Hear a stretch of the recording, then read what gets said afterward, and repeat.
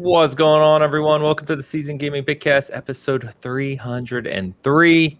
We are back from Mr. Ty Guy's wedding, and we are ready to get back to talking about some games. It's a fantastic Sunday here, and we've got quite a few games to talk about.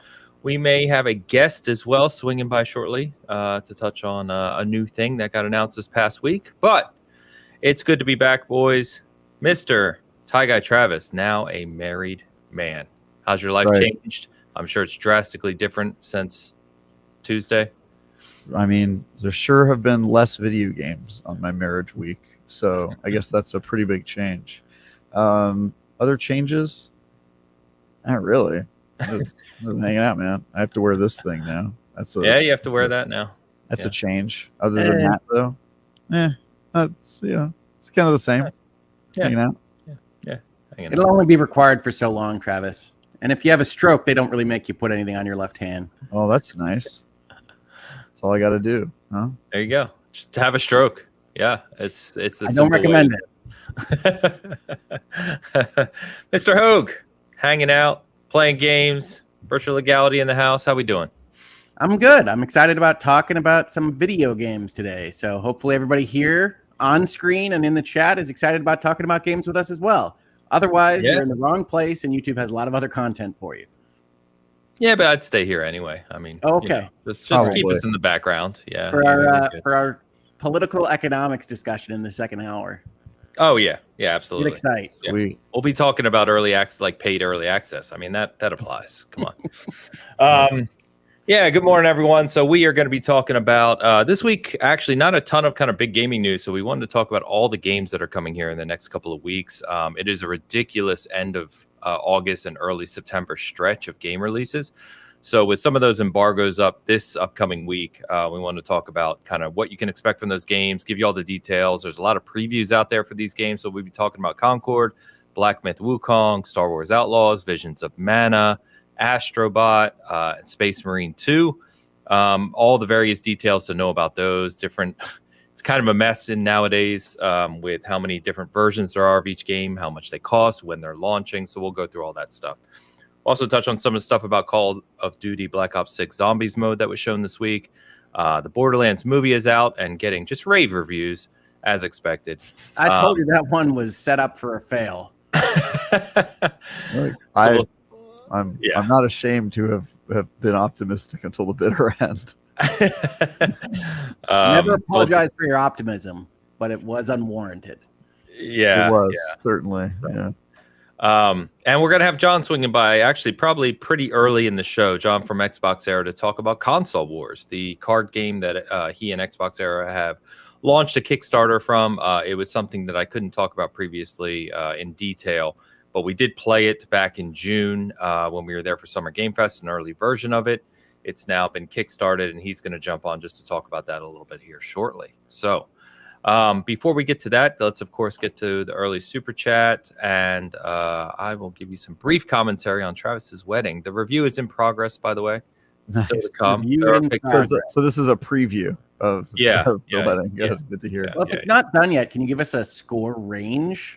It's going to be high. It's going to be high. Okay. Yeah, to their credit. Yeah, it's a beautiful wedding, a nice location. A little windy, a little windy. You should have done something about the wind, I think, honestly. If you could have taken care of that. Weather, I don't think. Well, he needs to work harder. Go into that. But string quartet playing Halo and Elder Scrolls and other games music was nice, of course, and the venue for the reception was awesome and really well organized. They did a really good job, so credit to Travis and Dee. It was a really good time. It really was. So, and I got to see Travis dance, which is something that I don't think any one of our viewers would have guessed. The rest of us got Australian breakdancing. Ains, you got Travis dancing. That's right. On par with one another, if I'm honest. Right. Yeah. For sure. I think that's a compliment. I don't know. I feel like they do it professionally. So Travis really has been offline for a little while. No, I know that's the one where they were like laying on the floor, right? I saw the videos. Yeah. Okay. Yes. But I mean, some of the commentary about that. Look, bad in the Olympics, but if you were at just a regular party and somebody was doing that, you'd probably be like, I mean, that's kind of cool. You know what I mean? But just different levels, it's different levels. Not impressive at the Olympics, impressive at your friend Kyle's, house party. Fair. But yeah, stay tuned for the full review this week. We'll have it up. We'll have it live. We'll have some pictures. I'm very excited for that. It'll be good. I'll share the full scorecard next week with some commentary. It'd be the best traffic on the channel, and we won't know what to do with that information. Yeah, I'll just start reviewing weddings for a living. Just show up at people's weddings and review them. Yeah. All right, let's sketch up. So Googleman kicks us off here. Travis. Oh, I'm that guy now. I forgot. What's up, guys? Googleman81 offers €10 to say on the fence of whether to main bulwark or assault in Space Marine 2. Any tips? Okay. Dark Matter on Apple TV Plus is an interesting and irritating watch. Also true. Yeah. So on the first point, honestly, not sure. So we're going to talk a lot about Space Marine 2 here in a little bit. Obviously, our cover kind of game for this week. At a high level, we'll come back to this, Googleman, but a bulwark or assault is going to be tough. Obviously, depends on your play style. There's 6 classes from what I understand in PvP and co-op, so we'll get into it a little bit.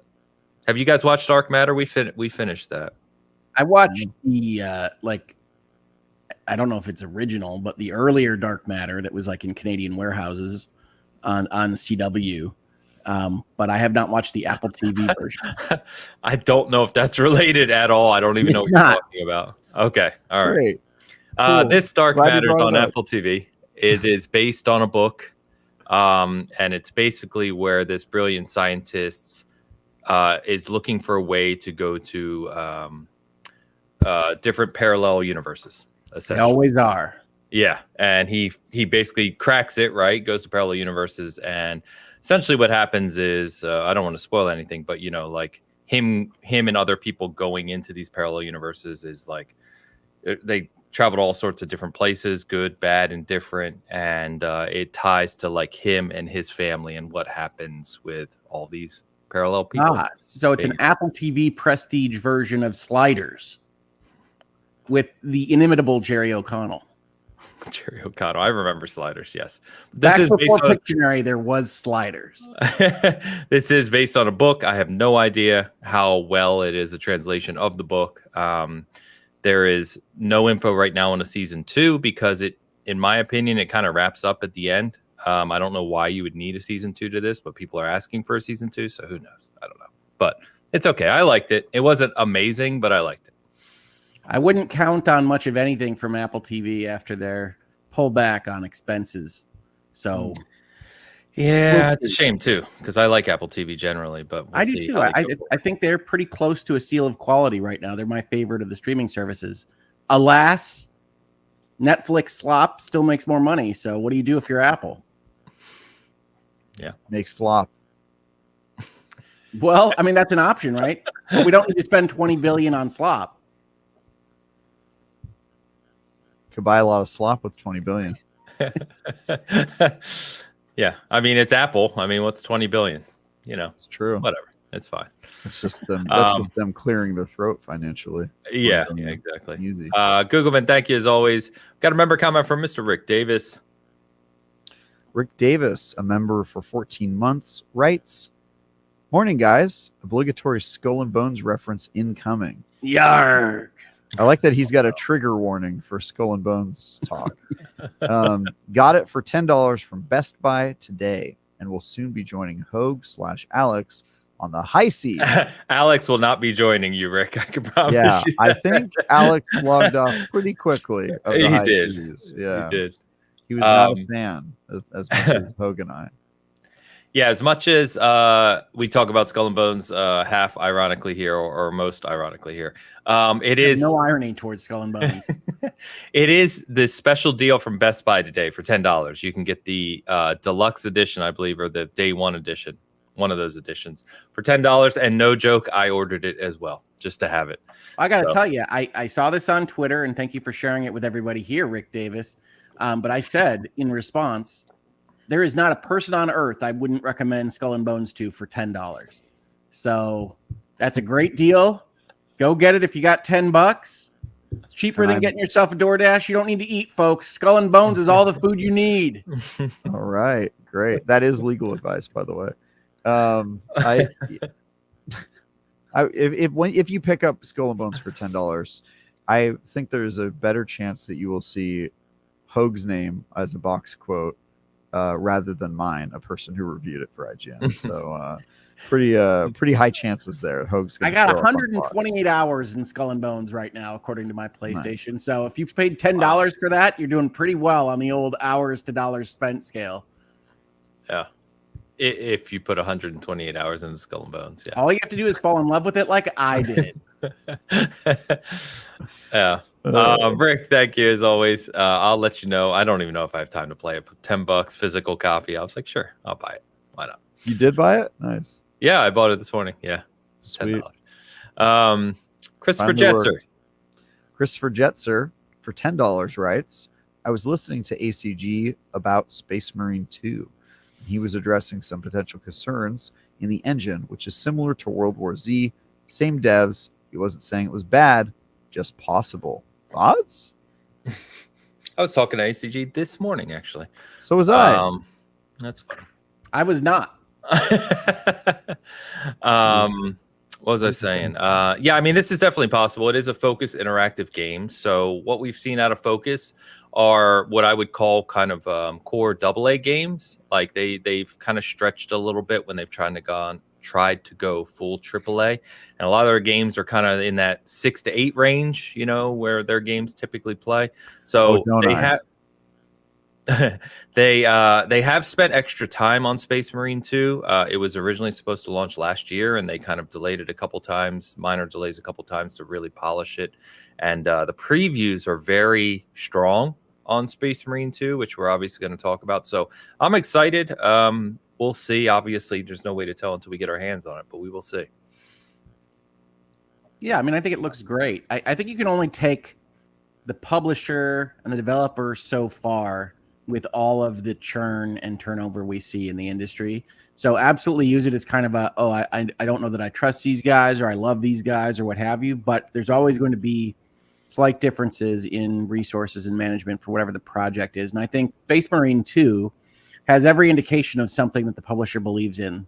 Just from the delay alone, really, is they delayed it way out of a financial statement. So I think they want it to be great. Will it be? Will it still have problems? Maybe, but I wouldn't go in thinking that it necessarily will. Yeah, agreed. And we'll talk more, obviously, about Space Marine here shortly. But Chris, thank you very much. James Berger for $5 writes, so you guys are going to do a deep Warhammer lore dive, right? I'd love to, actually. Mr. Berger is a Hogue family friend, and he loves his miniatures. So nice. we can talk about Death to the Heretic as much as you want. That's about as far as I can get into Warhammer lore.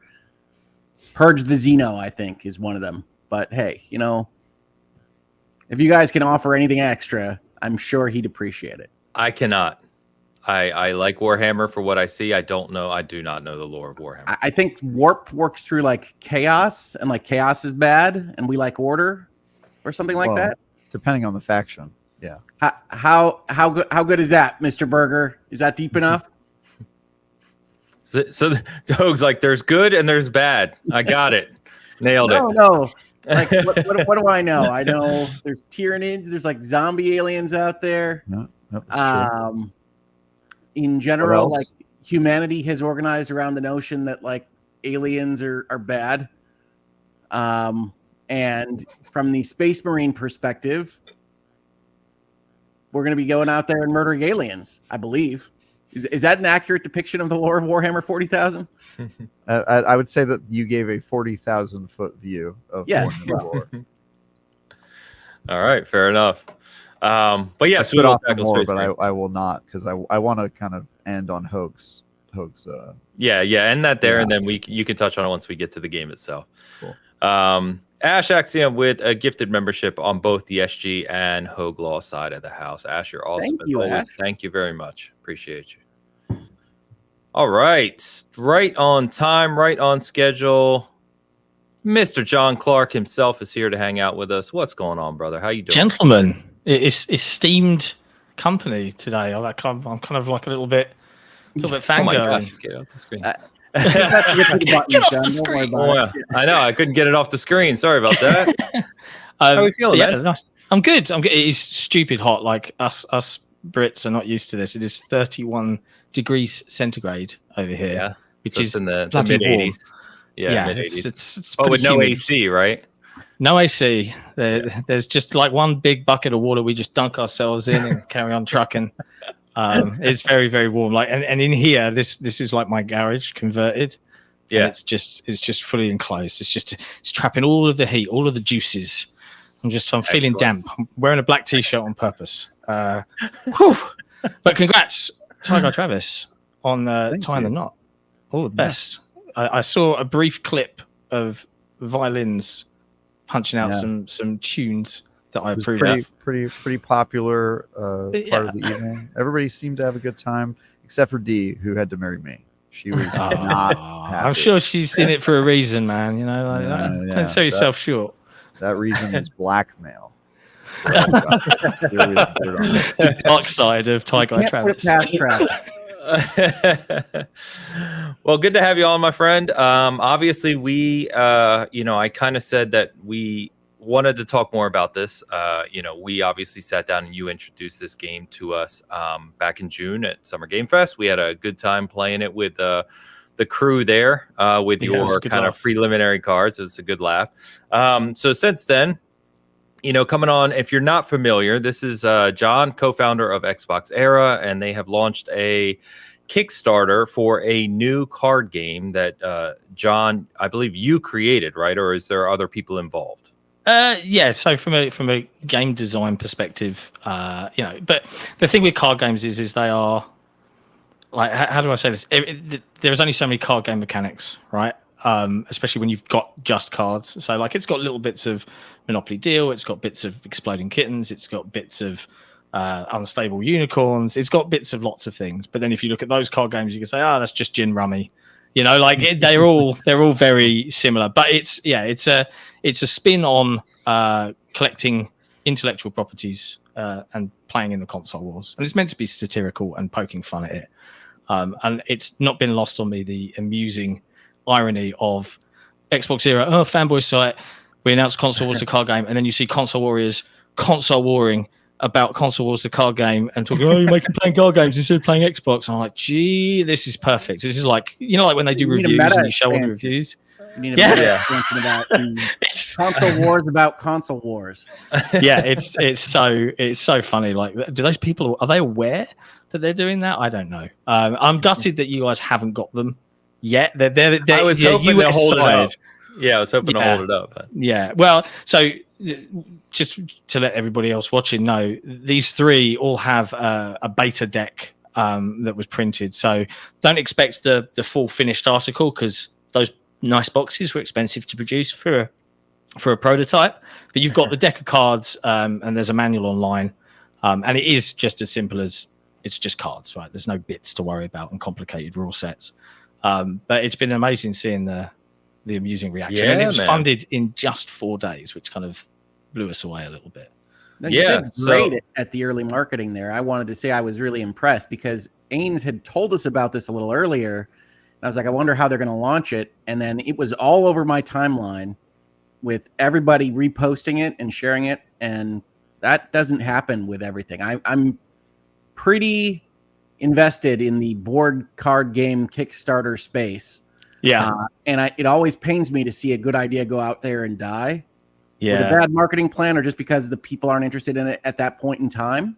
And so I was very happy to see yours really take off very quickly, at least on my social media. Yeah, like it's funded, right? It funded in 4 days, and I'm pleased with that too. I think I'm like, there's loads of stuff I wish I'd known, but I haven't done. Like we people shared it. Like there was a thread on Resetera, and we're like, I'm looking down, and there was a guy that initially, and I think this is just part and parcel of the people that play in this space. Like, I don't think everybody in gaming is super social. Right? I think that's fair to say. Not everybody is great at talking to other people. Like, some people are, but not everybody. And this post came across as really snarky, but it wasn't. And I was like, I'm not going to take that snarky. I'm going to listen to that feedback. And I replied. And this dude was so nice. He was like, here's the things you should do. And he was like, oh, hell. And he shared it on Reddit on our behalf in our board games, because I don't have enough karma on Reddit to be able to share it and promote. And I get it. A lot of these insular communities are like, don't come here spamming your Kickstarter links. All right. We don't want to see this stuff. And he really helped us. It was really like, he didn't have to do that, but he did. It was really, really kind of him. So yeah, we've seen some really good feedback. But from a marketing perspective, like getting Abubakar Salim to narrate the trailer was chef's kiss. Yeah, like, yeah, I saw that. You didn't tell me that ahead of time, and I saw it. I was like, that was awesome. The surprise. And the other big surprise for the community was obviously not only, hey, it's not a book. We actually made a game. There has been interest from some parties on a digital version, which cool. I would adore like to see that come to life and have it crossplay. And because the thing that bugs me about a lot of crossplay, it has to be unique to each. No, you've got to let those PlayStation, Xbox go against each other, in real life. Scoring across the consoles. Yeah, it'd be nice, right? But the funny thing about a lot of modern card games on console is they don't have the things that I would want, like leaderboards and like most damage dealt using, most wins via like stats. Give me stats. Yeah.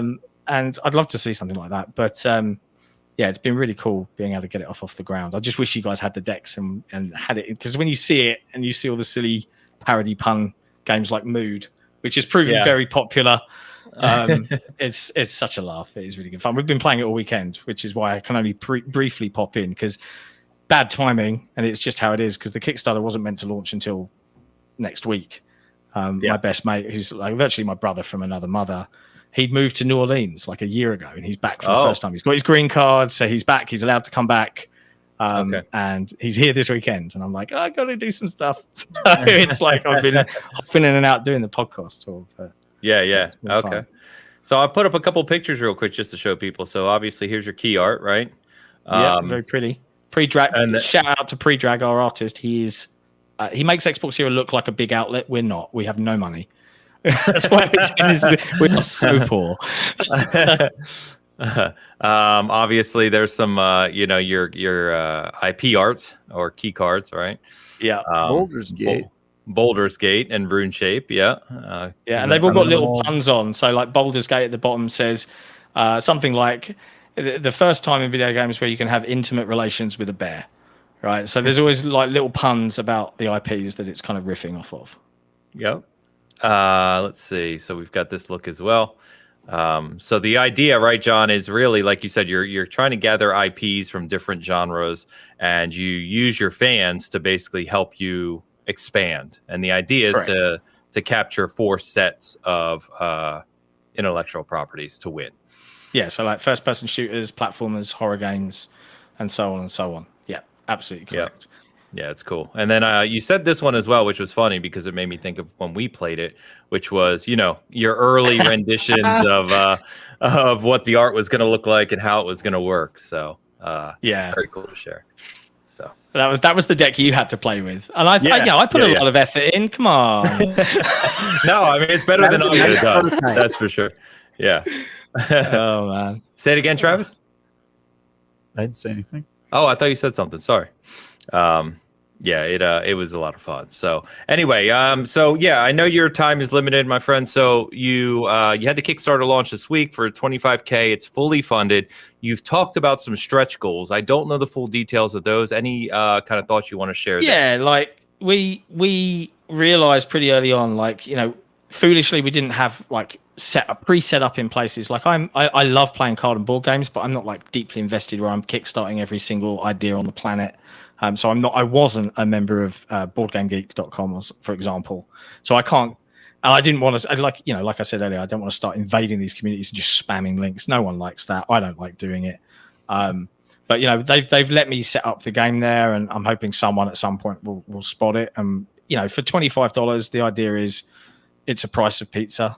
We followed Abubakar Salim's mantra of, when he was going out talking about Tales of Kinzera Zal. So how much should the game be? It should be the cost of pizza.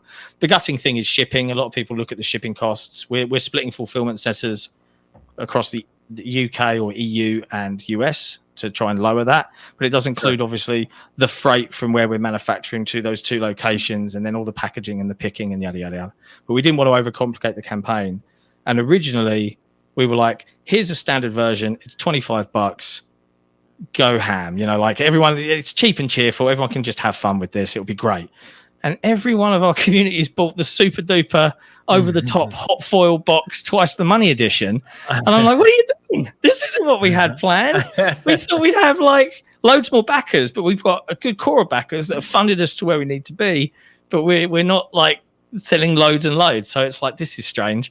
So we've rethought the stretch goals a little bit, and it's all just percentage based now. And it's basically just to make the end product better. So we're not doing like add-ons like t-shirts and stuff. If you want a t-shirt, you can get one off of the consolewarsgame.com merch store. You can just go buy it. It's got nothing to do with us. Like we're using Teespring, like many places do. They'll produce it, they'll send it.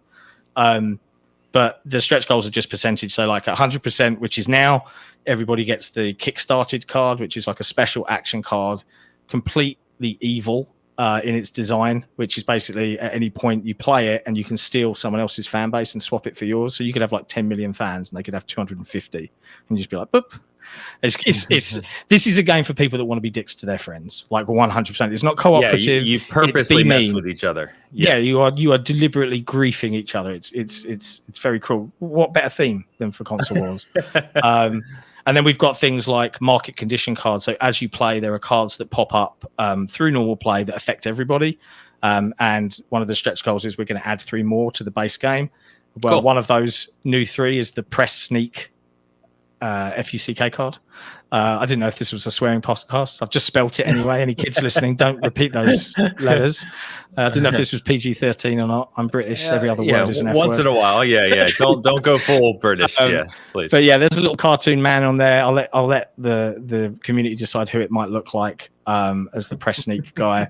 But yeah, there's that particular event. Everybody has to show their hands to everybody else for 30 seconds. So, and what I like about these moments is you might have a strategy and you might have a plan, and in any moment that plan's going to change. Like there's another community card that everybody give your hand to the person on the left. She might have all of these moves ready to go, and then you've lost everything you had planned, and you've got to sort of try and rebuild. So there's some randomness, but there's definitely some tactics and skill and other bits in there. Yeah. So yeah, there's all little things like that. We're just trying to build and add more to the base game. So there's no add-ons, There's nothing crazy. You just get more at the end, depending upon where we land in. And everybody gets it. Everybody gets it. Everybody will get the upgrades that we've listed. Yeah, so it's good. No one misses out, which I think is nicer, and it keeps it simple for me from shipping, because shipping the book was not a good time for me. I've learned a lot about Kickstarters. Yeah, I'm sure. Yeah. But yeah, it takes it took us maybe 15-20 minutes to start to really kind of get into the groove when we first played it, right? But once you get that, it kind of clicks. And for a standard game, half hour to 45 minutes for a 5-player game. If you want quicker ones, you can simply reduce the number of sets to win.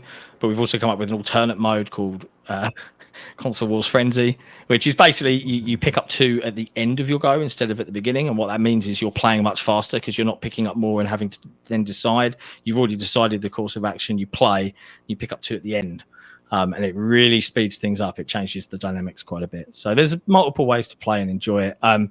You guys will have links to the manuals, so you'll be able to teach your family and stuff how it plays. But it should be as simple as you deal 5, you pick up 2 at the start of your go, you play 3. That's the game. It's that simple to play. It shouldn't be hard. Like my 10-year-old beat me the other day, much to my annoyance. So if you've got young'uns, it's fine. And there's no bad language in the actual cards. It's all PG, fine. There's nothing, no swearies. It's all lovely. Nice. But the coolest thing is we're going to be at Gamescom. That's the other surprise for the community. Like, not only are we going next week, we're going to have a booth. So if anyone watching is heading out to Germany, and I know that, for Jesse, for example, on our side, he's one of the Americans on the team, he's never left the US. That's in a lot 42 of years. Sadly. That's a lot of Americans, sadly. Yeah. You guys have got all the cool different, what's a video game parlance? Biomes. You've got all the cool biomes. You've got tropical. You've got mountains. You've got skiing. You got deserts. You don't need to leave the country. It's fine. Yeah. But yeah, we've got a booth in Gamescom, so people can come by and play, including press and stuff, and actually get hands on. And we're obviously hoping that that's in the brand new cards and boards hall, and people will be able to actually see it, play it, and back it right there. Secure their copy. It's already funded. Boom. That's awesome. Fingers crossed. Yeah. Not bad. Fair. No, it's going to be a nice couple of weeks for you, man. So I'm sure it's been a good week already, given the funding and given the interest in the game, which is awesome. But getting to do Gamescom and have Jesse over, and man, I'm just excited for you. I know first it's podcast, a lot of work. So. Yeah, first podcast next week in 5 years since Xbox Series has been founded. They were actually ever meeting in real life, and we're going to be in the same room filming the first ever live show from here. It's going to be nuts. We're going to put them through a kind of British food challenge. There's been a lot of slander. I know I'm on my own here. I'm on an island on my own here, literally. But there's been a lot of British food slander. Like, you guys seem to have this mistaken belief that we don't have salt and pepper here. We don't know how to season our food. Hey, right? I defend it, John. I'm with you, given the family. But Travis, you know it's not true. Yes, I do. So, but there was a big argument yesterday on best types of biscuits, and Nick, the ever egotistical Australian, was arguing that a Tim Tam is the king of biscuits. And for me, and Ains, you should know this. Tim Tam's pretty good though. It's just a glorified penguin, isn't it? It's a penguin bar. Right? Penguin, penguin. It's a bourbon biscuit covered in chocolate. Who gives the monkeys? I have lost track of what anybody is saying. Tim Tams are pretty good. I would put them on the higher end. There's better. There's not as good as a Foxy's Crunch Cream. Now, is there, Ains? You know. Yeah. I have to cross over to first understanding that biscuit is cookie. Is that cookie? Right? Yes. Yep. You're there. Yeah. See, over here we call everything cookies, where over there you have biscuits and crackers, and there's more variation in how they describe the things over there. Yeah. Like, we call a cookie a cookie. Like, if it's a cookie, it's a very specific baked cookie. It's sweet. Yeah. Yes. Biscuits are different. There's different types. It's fine. Biscuits. Yeah. I'm not going to carry on doing this to you. I'm sorry. This is such a it's okay. We went into British foodcast today, so it's a variation from our normal foodcast. In good company. In good company. I just like the notion that a Tim Tam is apparently just a penguin, and I lost it. I have no idea what's going on. I grew up on penguins, man. We always had penguins. Yeah, you have a penguin in your lunchbox. Lovely. Of course. Yeah. Anyway, man, before I let you go, I know, like I said, I know you got stuff going on, but thanks for coming on. Thanks for promoting it. Obviously, we're going to be talking about it. We'll get our copies this week. I actually hope to play it with my family this week. We have a kind of a weekly game night during the week with dinner, so I'm going to introduce it to them, and we'll talk a little more about it in the coming week or two on the show as well. And obviously, stay tuned in with you for Gamescom. So yeah, I'd love to see it, guys. If anyone has any on the spot rule based questions, like, I've tried to be very, very clear in the rule set, because a lot of things that bug me about other games is that they are not fully like, this is how it works. There's no exceptions. If you have any questions, feel free to DM me on Twitter or on Discord, whatever you like. I'm going to be cheeky. Have rule complaints from me. It'll be the first. So hey. Well, I'm hoping not, because this has been play tested to death. There should be no ambiguity of what you can and cannot do. And I had one game designer give me some feedback that was like, "Oh, you should have icons instead of text on the cards that tells you what to do, and then you can give all the players an icon reference card." And I'm like, there are 19 unique action cards that do different things, and you want me to build an icon for each one and then have the player memorize and look down a list? No, I'm going to write some extra words on the card. That's bonkers. So yeah, hopefully you'll have fun with it. But I really appreciate you guys letting me jump on. And if anyone watching is interested in backing it, I will cheekily put a link in the chat. Feel free to go and check it out. Yeah, please do. I'll pin it, and then I'll put it in the description as well after the show. Appreciate you, bro. But yeah, nutshell, much like Season Gaming, you're helping keep independent games journalism alive, right? And people are like, what's this got to do with games journalism? Xbox Series is a completely independent site. It is a bunch of people that have come together out of passion to do something, and we barely keep alive. It is all based on Patreon and community funding. Ziff Davis owns everything now. IGN journalists silent about the consolidation on that front. Understandably, right? They've got their jobs to take care of. Not Travis. Not you're a freelancer, aren't you, Travis? Correct me if I'm wrong, or are you full time? I don't know. I worked for Ziff Davis, the parent company, for 6 years. So okay. I will. Works though. Past tense. By the way, in acquisitions and mergers. Scott knows. He got the inside track. I am the first person to tell you that mergers is shitty. Yeah, it's shitty. And I think IGN feels that way too. Yeah, and I know that many of the journalists that maybe want to say something, but like at the end of the day, there are certain times when you just have to look after number one. I totally get it. You just stay silent and carry on doing your job, right? But it's like, and we see all these little sites just going down. We saw Game Informer closed, and it's why I love that places like ours, like Season Gaming, can exist, because there are people out there that do want that. They want a little close-knit community. And I think you're seeing more and more the rest of the bigger independent sites realizing that we can't just be words on a page anymore. Like we saw VGC launch a Patreon 2 weeks ago. They are understanding that the media metrics of gaming and this industry is changing to the point where you've got to have a face at the end of the screen and a community to talk to. Otherwise, you're just a commodity. But yeah, that's me going off on a whole different track, That's what we do here. It's okay. Yeah, that's what we do. Thanks. I mean, yeah. Thanks ever so much for having me on, guys. And I hate like dropping in, being a sales guy, and then jumping out again. No, you're good, man. You've been on before. We'll have you on again. Maybe dude, give me a shout. Sometimes early September we'll come back. Yeah, we can talk about some stuff that I'm seeing some stuff. Yeah, light tease. I am seeing some things soon. Great. Yeah, we'll have you back on, and we'll do a full show as some previews and post game games. It'd be good. Stuff, so, yeah. I want a card, John. You want a card? Yeah, I want IGN trashed your game, lose 50 million fans. You already gave it a card. You heard it. That's a good stretch goal. There is a media bias card. One of the stretch goals is community suggestions for action cards, because I've heard some doozies that are like, mwah. But we've been very careful. Every card doesn't mention anyone specifically. Like, no, I want to be mentioned specifically. I want the biased media. Travis Northup. Bow tie. Yeah, you do bow tie Trevor at GIN.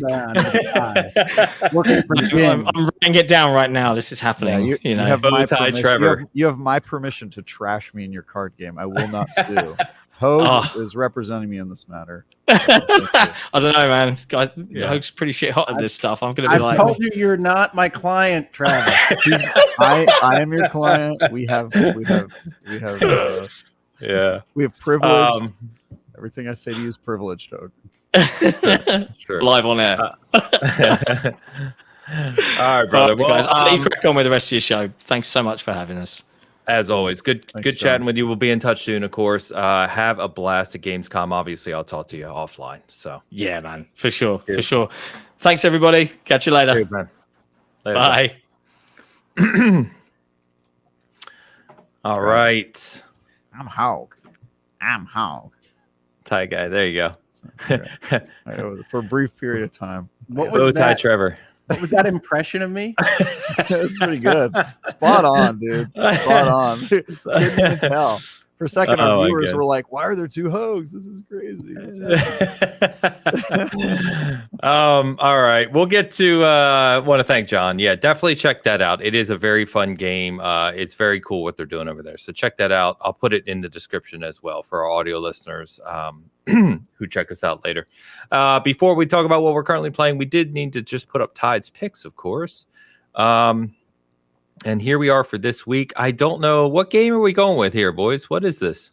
I didn't even ask her. I like trying to figure out what Tide was thinking as part of the game here. Yeah. I think this is, this appears to be Grand Blue, right? Like it's that, at least I do. But yeah. Vision of Mana, Tide just said. This is supposed to be Vision of Mana. Okay. There you go. Well, the M in Season Gaming is an actual M this week, so that's cool. I think you're not giving enough credit to anything looking like English coming out of the AI. Yeah, it's actually pretty solid for once, the words there. Yeah. Not bad. Yeah. Ains, you look very feature. I look like Hitman. I look like Agent 47, but really in anime good. form. I look like just the twinkiest of twinks over there. That's just, dude, absolutely max twink level max is where I'm at down there. Good for me. Good for me. Got to do it. Hogue, I still feel you were bribing these AI. I don't know why they dude. There's something. I do look awesome. I mean, I think my hair needs a wash, but I look awesome. That's like, yeah, he looks like the total perfect anime sculpted hero there. Yep. It's crazy. Yeah, he's just how I look in real life. You can put the video back up. He gives good protagonist in that photo for sure. Do you actually want me to put the video back up? It's just how I look. Hogan's like, keep that photo over me. Yeah. The show. That's great. Ty, thank you as always. Appreciate you. All right. So obviously, what we've been, we've been gone this week. Travis was doing a little thing, getting married. I was out in San Francisco for the week, so I have played quite literally nothing other than what I talked about last week. And we've got a lot of games to talk about today anyway, especially with John coming by. So Hogue, I'm going to hand it to you to talk about maybe a game or two that you've been playing or been enjoying, and then I figure we can just jump into the other games. We'll keep this segment rather straightforward. Sure, I've got a couple things I want to talk about, actually. Like you, I've been doing other things, and it's that kind of period of time towards the end of summer before the games hit. That's one of the reasons we're going to talk about them in just a minute. That gives me a chance to kind of catch up on stuff that I didn't get as far as I wanted to when they originally came out. So I've been playing a lot of stuff that I either originally dropped or just wasn't working out for me last year. And that includes a game called Banishers, The Ghost of New Eden, which I've talked about a little bit. I think Travis reviewed, which is a game in tone and story and character that I really like. But in level design, like, it is so annoying. I cannot figure out how to stop running in circles at various occasions. And it just says, go to the bridge, and then it's 3 levels different. And you have to figure out how to get there with a map that doesn't work and a compass that will not direct you in the right direction. But regardless of all that, I do enjoy it when they actually tell stories and have characters, and I'm not running around in the woods unable to figure out where I'm going. So that's a game that I like and I recommend. But can I pause you there? Yeah. So this is a game that I've seen a lot of people rave about from a story perspective and looked really good to me. Just didn't have the time as per usual, but I've thought about picking up now that it's cheaper and getting into it later this year after this stretch of games we're talking about.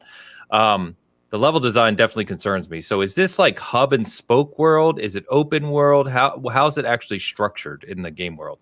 It's open world in structure, but not in size, right? So large areas, like you're in the forest, say, and you'll be in an area that you can run around in, and the map will show you a version of what you're running around in that is designed to kind of look artistically like it was made in the 17th century.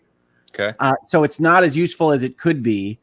And the compass, as kind of a punishment to go with that, doesn't really point you the direction you need to go to get to there. So, like when we're talking about levels that have like something off in the distance, whether or not the compass or the line or whatever the game uses shows you just where you're going or how to get there, is like a difference in how these games are programmed. And this one just isn't good at telling you which cave you need to go in and which ladder you need to climb up to get to the second level, to get to the third level, so that you can get across whatever it is you're trying to get to.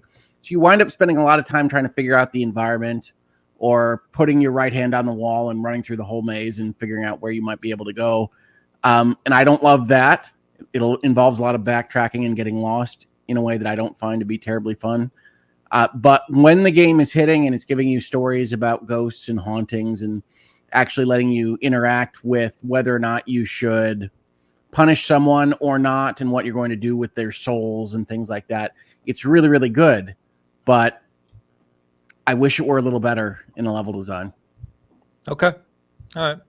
So I've been playing that. I've also been jumping back into Final Fantasy VII Rebirth, which is a game that has a Skull and Bones like hour limit on my PlayStation right this second. Did you ever finish it? Oh, yeah.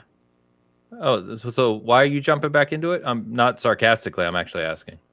I give lots of games a second try. In general, when we're talking about RPGs and movies or books or anything else, I find that the second run through is the one that's best. And so I wait till I can't remember every detail of what happened, and then I go through them again. I was kind of not expecting to play through Rebirth again this weekend, but sometimes it's just on your menu screen and your hand just hits that button and you're like, okay, let's do this. And so I wound up playing it extensively this weekend, and I've been enjoying it. The last couple times I tried to get back into Rebirth, I wound up getting kind of overwhelmed by the number of annoyances and frustrations that I had going through it the first time and not wanting to get into it again.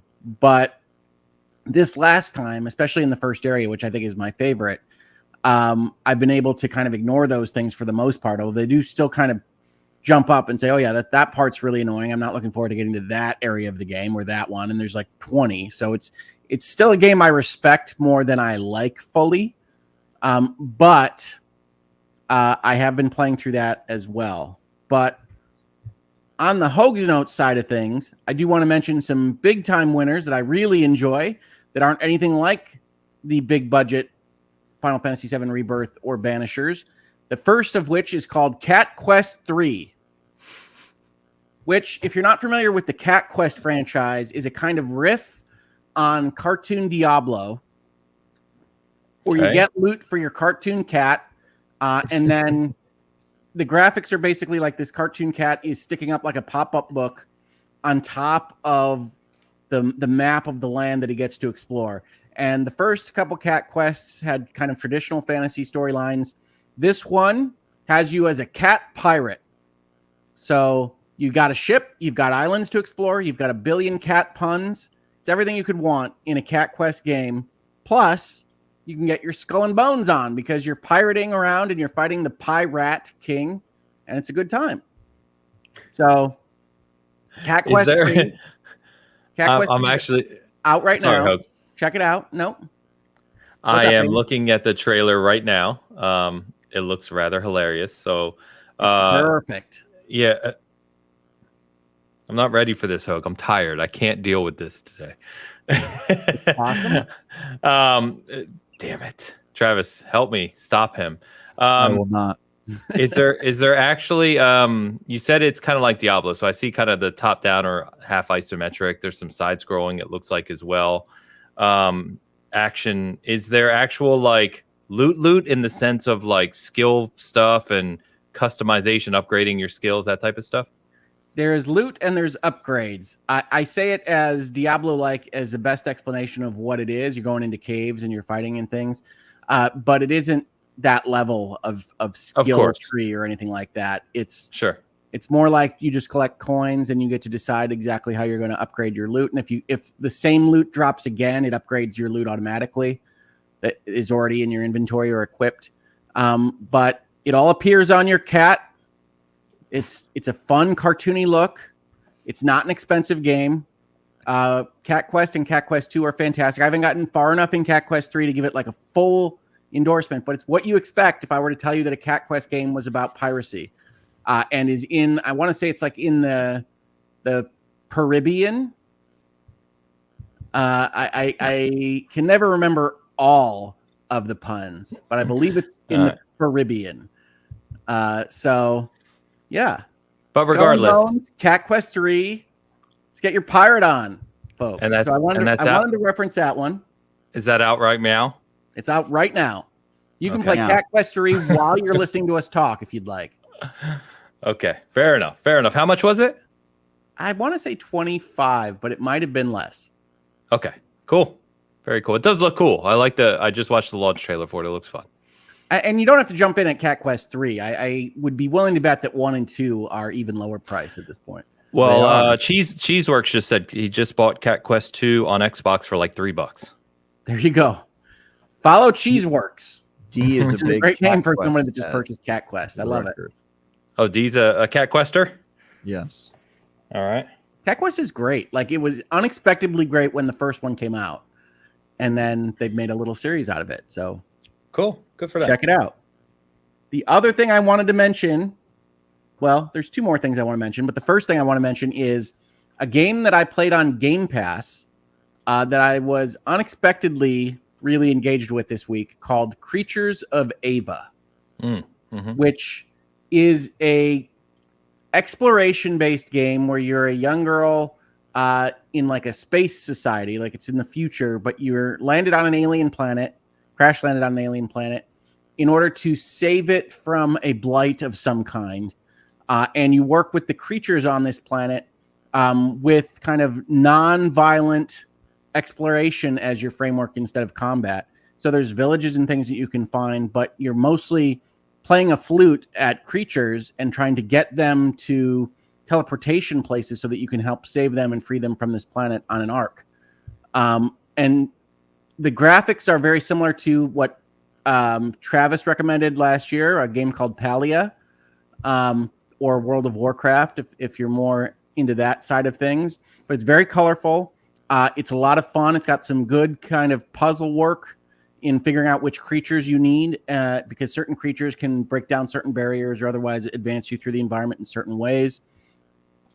And like I said, if you've got Game Pass right now, it's no additional cost right this second for you. But I really like it. It's well worth the time to check it out. And I always like supporting games that figure out ways to have interesting dynamics and storytelling without requiring destruction and combat. So it's not quite a cozy game in that there's a lot of environmental traversal and a lot of things where you can go wrong and you have to figure out how to get to where you're going through map usage and navigation. But it's really quite good, and I like to support games like that. So Creatures of Ava is that game. Please do check it out. And then this last one that I want to reference. Hold on, Hook. Yeah. Hold on. So real quick on Cat Quest, going back to it for a moment. Yeah. Someone asked what platform you're playing on and how's the performance? I play Cat Quest on my Switch. And it performs great on the Switch. It does lose resolution a little bit, which is a shame because Cat Quest is a little cartoony game. But it works really well. The loads aren't too long, which is where I usually get in trouble with Switch games. And I play all my Cat Quests on Switch. Okay, cool. And by the way, other people have checked it. It's $19.99 on both PlayStation and Xbox as well. So there you go. All right. Please continue. Hoag's Notes. Yes. The last Hoag's Notes that I have is I do like to support games that upgrade themselves and are constantly worked on if they don't get a great kind of reception when they originally launch. And this is a game that I enjoyed when it first came out that got kind of a massive rework this last week that I didn't even know was happening until I saw the video on like the news menu of the console I was playing on. So usually I think that's a waste of time, but this time it worked out pretty well. It's a game called Atlas Fallen, which I played last year. I talked about it. It got a complete rework for free, which they call Reign of Sand. And it has a new voice actor in the main role, and it has some new dynamics and new loot, what amounts to loot, skills that you can get to equip to your character. And I think it's well worth trying, especially now that they've shown that they're backing it as they go. I liked it when it originally came out. I think it's even better now. This is the game, if you don't remember Atlas Fallen, where you've got kind of the sand surfing. And you fight monsters in kind of God of War style, and your axe gets bigger and bigger as you get momentum in combat. But they've added a bunch of new enemies. They've added a bunch of new areas. They added a bunch of new plot points. The onboarding is different than it used to be. And at least the male voice actor, I believe, is Ben Starr. Like, I recognize his voice from Final Fantasy 16, I think. That was not the case last year. So if I get any of that information wrong, I'm not looking at like a bullet points of what they changed, but I'm pretty sure they added Ben Starr as their main male protagonist. And this is a creative player type thing, so you can have a female protagonist instead. But it's a really good game with some good ideas. It's an open world type action adventure. And I can recommend it even more now that it's a year later, so it's whatever price it is right now. But with Reign of Sand as a free upgrade, it's even better than it used to be. So check it out. Yeah, that so funny enough, that came out last year, almost at this time, actually, August 9th. So literally a year to the day almost. But it is a focused entertainment game and landed in the 6 to 8 range, like I said earlier, that for whatever reason, most focused entertainment games do. It's cool that they've continued to update it, though. That's kind of why I like those types of games. They may launch as a 6, 7, even 8, but they definitely continue to work on them. It's a good time to pick them up a little post-launch when they're cheaper and have been optimized. So, good stuff. I expect Flintlock will be another one of those games that gets touched up over time and is a better play down the line. I know a lot of people have liked that one. I kind of bounced off it, but Yeah. The only other thing I wanted to mention, which I haven't played, so I can't endorse, but I want to play it soon, is that the new SteamWorld Heist came out this week. So SteamWorld Heist 2 came out. I really like SteamWorld Heist 1. I really like SteamWorld as an IP, like what they've done with it and have all these different types of games in that universe. Yep. But that one did come out this week, and I'm looking forward to trying it in the next little while. That was a big one at Summer Game Fest. They had on demos and stuff. People seem to be enjoying it. I haven't played it either, but yeah, good call out. Travis, it looked like you were going to say something. I was going to say, Hoax Notes, Hoax Notes. That's the end of Hoax Notes. There I you like go. that I only have an outro song. Got an intro and an outro. We're gonna have title cards for all of this. Ains and I just need some time to work on it. Yeah, apparently I'm working on that. I'm on it. All right. Travis, I know obviously there's some things under embargo. Obviously, you've been tied up this week for good reasons. Anything you want to call up before we jump into our main kind of discussion? Yeah, you're right. I can't really talk about anything, unfortunately. But I have been playing stuff like since the wedding happened. I got a code for a game on Friday and been playing that, and got some reviews coming up. You sure do know how to honeymoon, Travis. Yeah. Well, do you think I'm bad, dude? She was working on the wedding day, so Hey, we are workaholics who enable one another. It's great when you find a partner who brings out the worst qualities in you. But yeah, check your blood pressure, kids. That's all I ask. It's good. We're having fun. We both have jobs we like, and I will have some stuff coming up. My next review is the Concord full game, which comes out I think next week. We're going to be talking about here in a second. Yep. Yeah, and then I'll also be reviewing Squirrel with a Gun later on. Squirrel with a gun. Sweet. Squirrel with a gun, which I'm very excited. All right, so let's go ahead and jump into kind of main topic. Like I said, we're going to be talking about this kind of upcoming lineup of games over the next three to 4 weeks or so, because there's just an amazing stretch of game releases coming even before we get into fall, which is awesome. So funny enough, we'll kick it off with Concord. Whether or not, we talked when the beta was happening about this game not really getting the early reception that I think Firewalk and PlayStation had hoped for. It's got an uphill battle, and we talked about that at length. But I wanted to kind of, as we talk through these, kind of give you the details if you're not familiar with the aspects of these games. So the basics, or not the basics, but the key points on Concord. So it's $40 for the regular edition. It's $60 for the deluxe edition, digital only. Well, you can buy a physical copy on PS5, but there's no physical bonuses, is what I meant to say. The launch date is actually August 23rd for Concord. So, a little less than 2 weeks out. But of course, if you buy the deluxe edition, you get it 3 days earlier. It'll go live on August 20th at noon Central Time is what's listed on PlayStation anyway. The deluxe includes that early access and 2 cosmetics pack, which I don't know about you guys, but $20 just for a couple cosmetics and 3-day early access seems like a ripoff to me. Yeah. There are going to be 12 maps at launch. I believe they said there were 5 that were played in the beta. So obviously those 5 and 7 additional, including 6 modes at launch as well, which kind of rotated through the beta. I remember that you could play different ones at different times. And there are reportedly hundreds and hundreds, is what they say on the site, of cosmetics to unlock in the game at launch. This obviously includes that progression system that they showed, that was active in the beta that was kind of limited. So I don't know. I know we've talked about this game pretty extensively. We won't spend too much time on it, but personally, I'm looking forward to this game. I think each of us said that. Travis, you're reviewing it. So we'll know here in 2 weeks' time where that kind of lands. I would suspect that it's going to have to wait for kind of servers to go up and people actually to be in the game to really get a full view of this. Yep. Eric is reviewing that for us at SG. He's, one of our big shooter guys alongside me. So excited about that. But yeah, I'm still excited for this. I'm just going to be buying the regular edition. That the extra $20 doesn't make sense to me. But, are you feeling any different about where this game's going to land based on, what you've seen post beta versus what we talked about previously? Yeah. So I participated in both the betas. The second beta had some different content in it, which was pretty cool. But no, I feel like I'm looking at it purely from a do I like playing this game? Do I think it has potential? Is it fun, sort of thing? And from that perspective, I'm really enjoying it, and I don't really know anyone who played it and is like a first-person shooter guy that was like, I don't like this, or it's not good, or the combat's not there, or whatever. I think most of the concern is around like people kind of armchair game developing in terms of it should be free to play, or I don't know if it's going to have staying power and all that stuff, which are totally fair assessments, but I think they are beside the point of like, is the game good, which is what I tend to focus on. I'm a little myopic in that regard. But I think, what I've played so far has been pretty great. I'm excited for it, but not all good games succeed. Some of those games, Of course.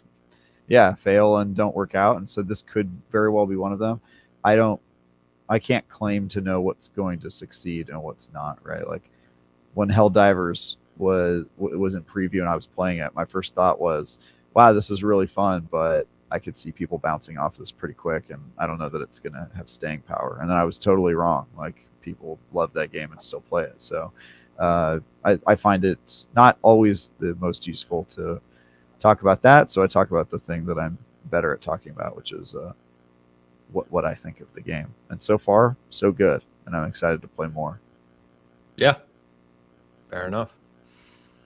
Hogue, we talk a lot about you not really being in the competitive sense in terms of games, but you did like this one. Obviously, this is a game that is kind of class-based or character-based with abilities, right? So you don't have to be the run and gun slayer, if you will, on the team. You can kind of be a support player. Is that what you found in the beta? Yeah, that's exactly right. And I tend to track towards healer or support when I play these games. And I don't play them a lot. You're right there.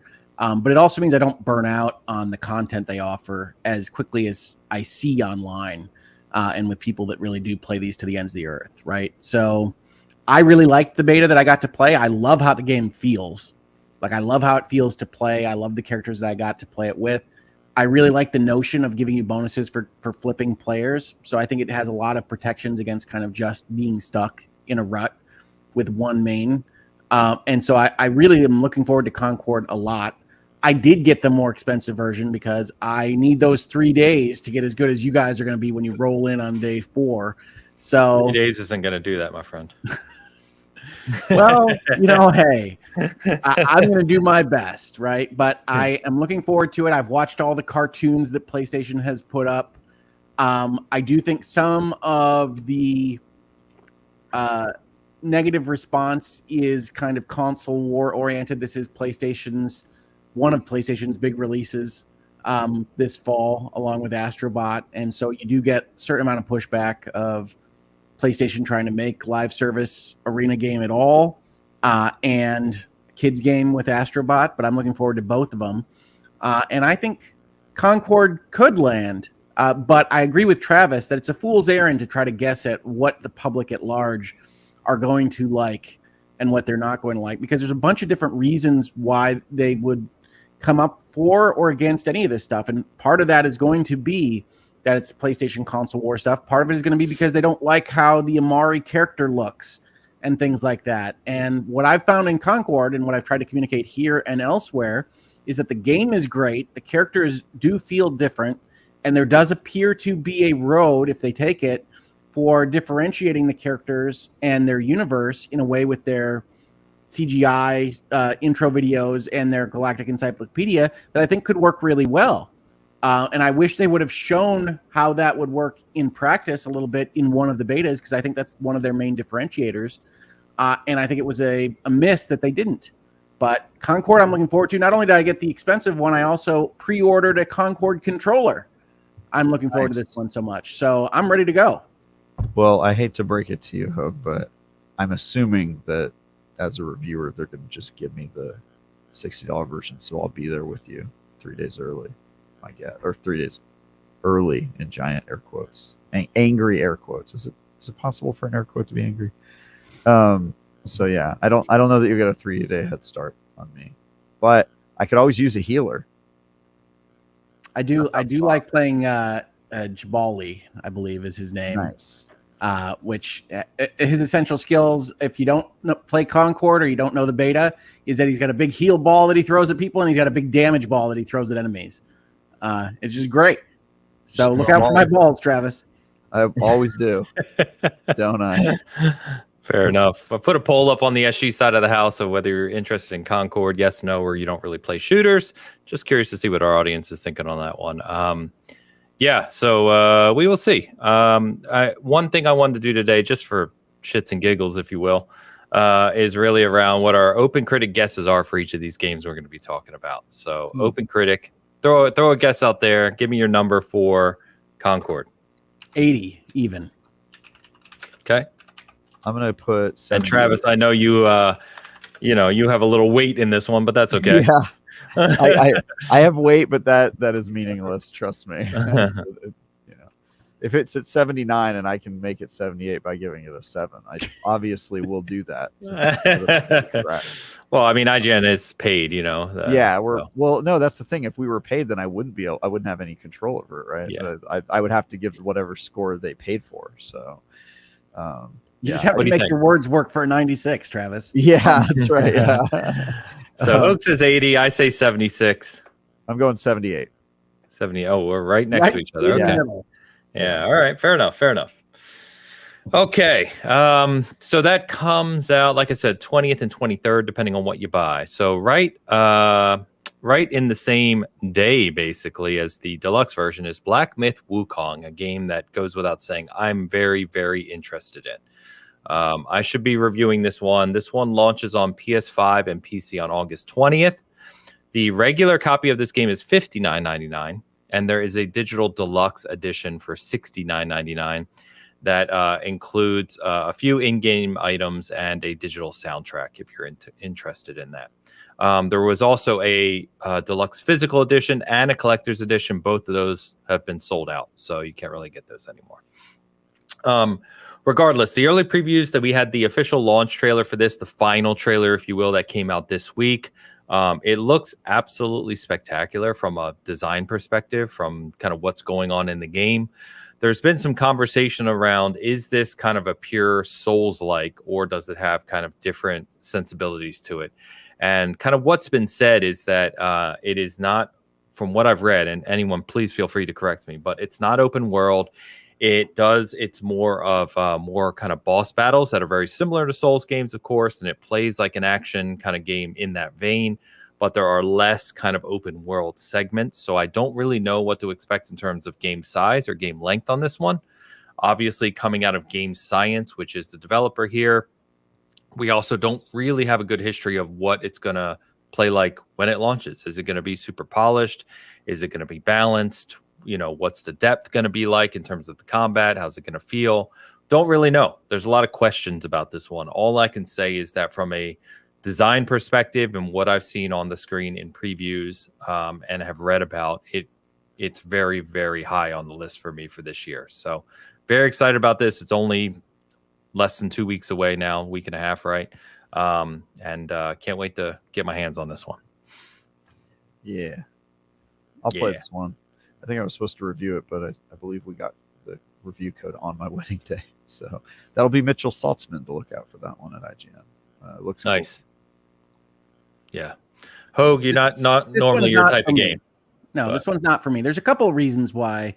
One is that every time I look at video clips of this, I know that it's the kind of game that I would drop off of really quickly. It doesn't seem to be something that would work for me. From a stylistic and story point, I feel like I have played or seen or read like 600 versions of Journey to the West already. So I don't know what different take they're going to present on it. And I hope it's interesting and cool, but I feel like I have hit the beats of this particular story in a number of different venues. So if you don't have story and I'm not all that interested in playing you from an action perspective, your graphic impressiveness is not going to get you far enough with me. But I hope everybody has a great time. Fair enough. Yep. Yeah, so I'll be talking a lot more about this one post-launch. Like I said, I should be reviewing it. Got to see on timing there.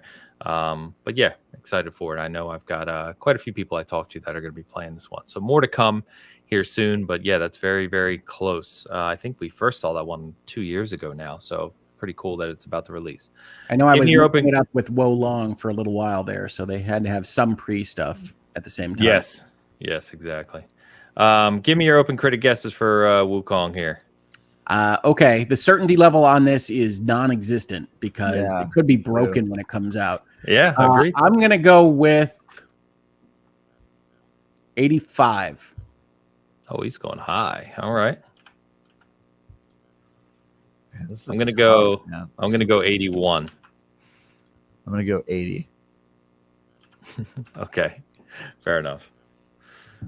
Wow, we got we got a big mix in our chat here. So Plague says 60.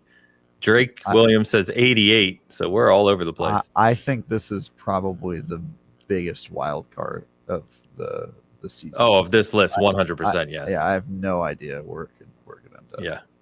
And I played Phantom Blade Zero, right? I talked about that at Summer Game Fest. So I know how that plays. I know how it feels. It was very fun, very strong. Black Myth Wukong looks like that, but how many games have we seen that look amazing to play and then you get your hands on them and it just feels rough? So we'll see. I also don't know that they did it, and this could just be because they're not based in the West, but I don't know a ton of like people who've played the game, and usually somebody like me has like a much better impression of how a game is going to turn out because I have like friends who are like, oh yeah, I played it, it's okay, or it's not. Like Star Wars Outlaws, I've got a pretty good idea of where that's going to end up because I know people who played it, right? But less so about this game. I'm just like, I don't really know. Yeah, the only good news is the embargo for this is the 16th. So the embargo is 4 days before launch, which, you know, typically maybe new game, publisher, developer, you see the embargo either the day before, right, or the day of. So at least it feels like they have a little confidence in this with the scores and reviews coming out days before launch, which is good. So we'll see what happens. I wish them the best. I hope it's fantastic. So yeah, more good games is good. We'll agree. Yeah, no doubt. No doubt. All right. We've talked about this one as well, but coming right on the heels of the games we just talked about is Star Wars Outlaws. Crazy to think it's almost here. So this one is August 30th officially, but like many of the other games we're talking about here, if you buy the Gold, Ultimate, or subscribe to Ubisoft Plus Premium, their subservice, you get this on the 27th. So to be clear about the editions here on this one, it's $70 for your regular edition, and there's a small pre-order bonus, cosmetics. It's $110, at least in US dollars, for the Gold edition.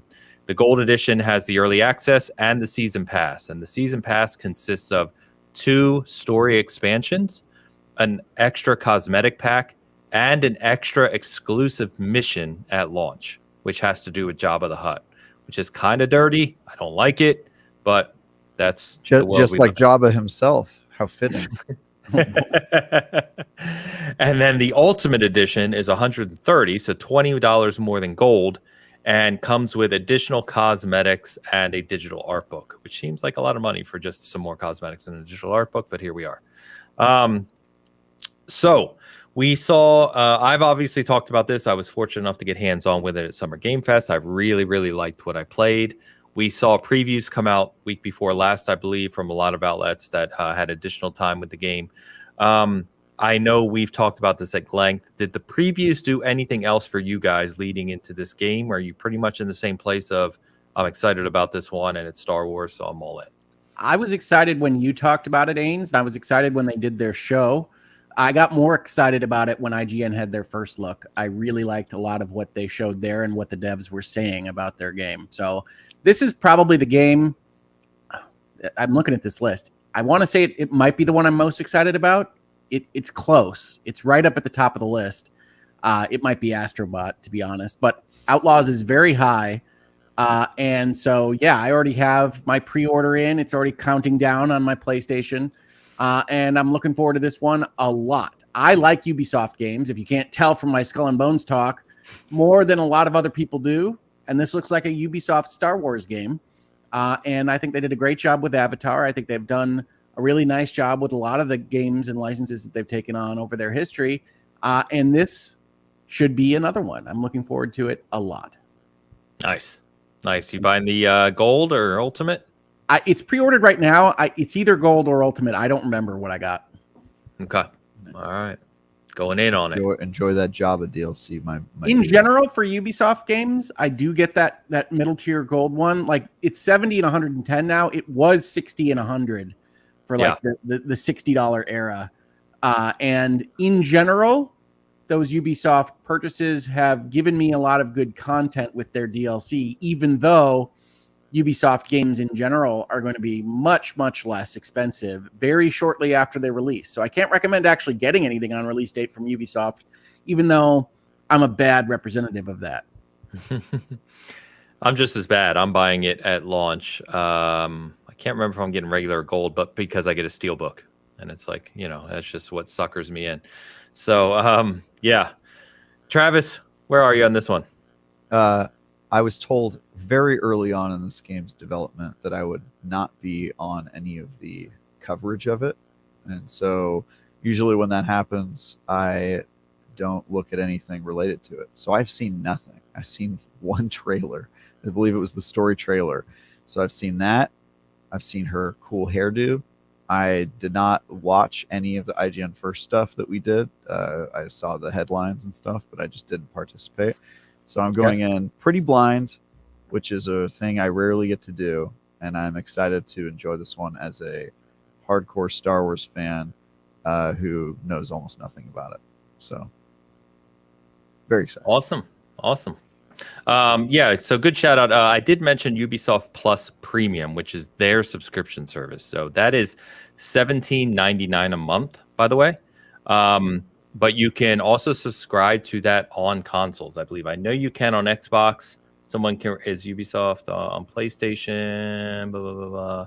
Yes, you can on PlayStation as well. So, if you're that kind of person that wants to experiment with that, you could buy a month of Ubisoft Plus Premium for $18 and play this game as you get the Ultimate Edition. So you get the Ultimate Edition 3 days early, for a month. But you're going to be distracted in playing Skull and Bones on your new Ubisoft subscription, folks. You have to take that into account. You definitely do not have to take that into account. You'll be fine. I think, by the way, Alex is reviewing this one for us, so he'll be in there as well. I'm sure he'll be hitting you up, Hogue, to talk to you about it. But I'm excited for it. I'm really excited for this. Like I said, I liked what I played. It played really well. It was extremely beautiful, which doesn't surprise me given this is massive and, they have a good engine. They have good experience in building these big open worlds. So, I think it's going to be really good. I really do. So give me your open credit guesses for this one. 91. Whoa. Hot sauce. Going up there. I'm going to go 87. Which apparently I'm going 4 less than Hogue on every guess. That's not intentional, but that's where I am. Ains thinks I'm exactly 4 points delirious. Oh, sorry. Someone corrected me. PlayStation does not have Ubisoft Plus Premium.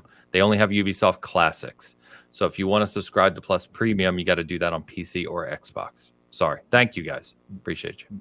The multitude of subs gets really weird across the consoles. So. Yeah, I Googled it really quick, and I must have just misread. So sorry about that. I'm going to go 85. 85. So far, Hogue is the most optimistic. I'm in the middle. I told you I'm an optimist. Yeah. Travis. Okay, there we go. I don't know. That doesn't sound right. All right. That's regardless. We all three think that's going to be a very highly regarded game. So. I think so. Ubisoft is usually pretty solid. Like even their, Assassin's Creed Viking edition, which I wasn't a fan of. I think that was like low 80s. Valhalla? Yeah, it was because Dan got a lot of crap for giving it a 7. Yeah, exactly. I think it was low 80s, and that was like one of the games I thought was not great. So we'll see. I think it'll be good. Yeah. All right. All right. So the next one I want to mention, and this is I'm leaning on you guys for this one, is Visions of Mana. So quite literally the same release time too. Like I said, there's a lot of games in this period, but same release time as Star Wars Outlaws. So Vision of Mana launches on August 29th on both Xbox and PlayStation 5.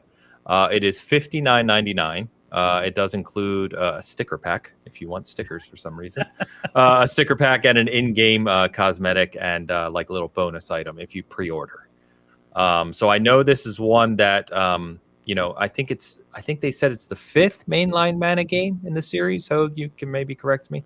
I was reading the details this morning, but anyway, I know people are excited for this one. It's pretty cool that we're getting this day and date on Xbox, which I know the Xbox community really, wants to get more of those JRPGs over there. So you are the Mana fan, Hogue. Talk to me.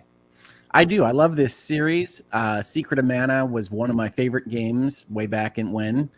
But I will say I played the demo of Visions of Mana, and I did not like it.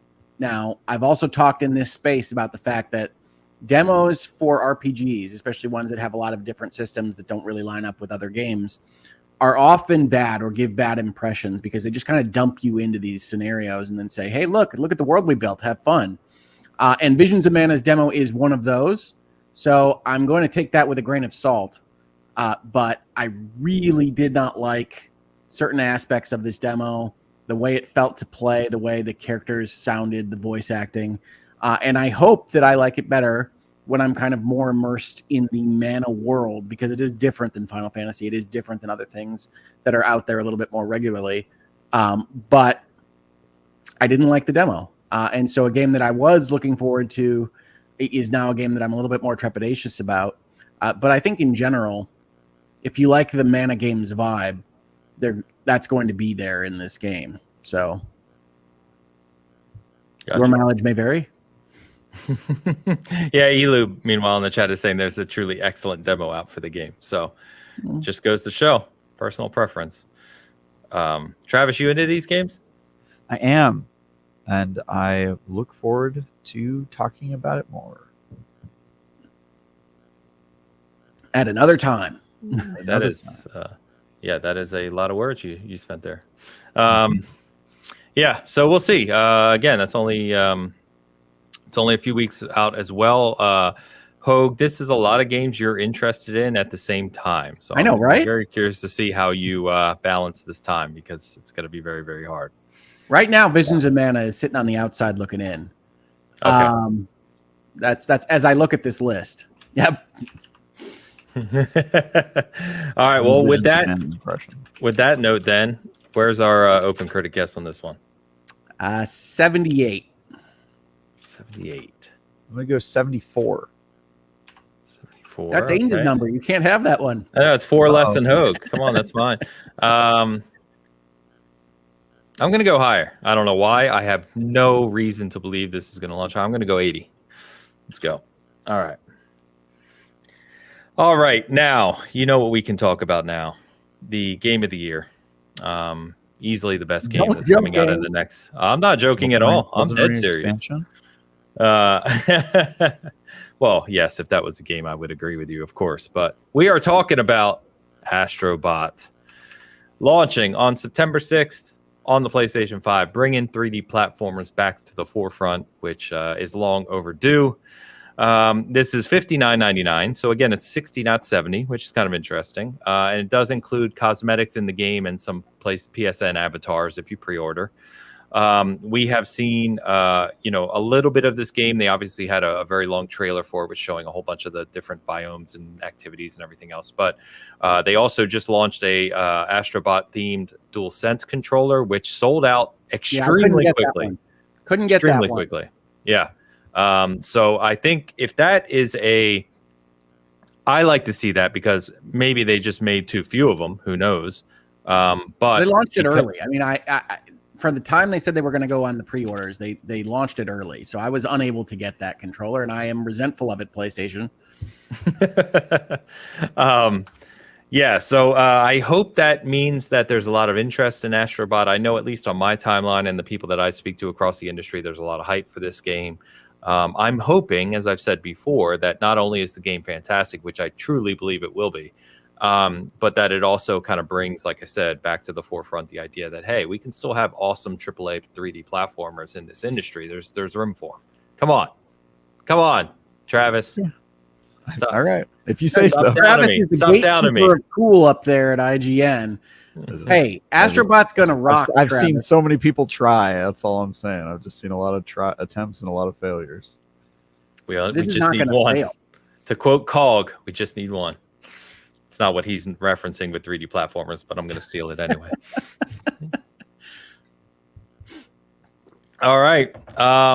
Yeah, this is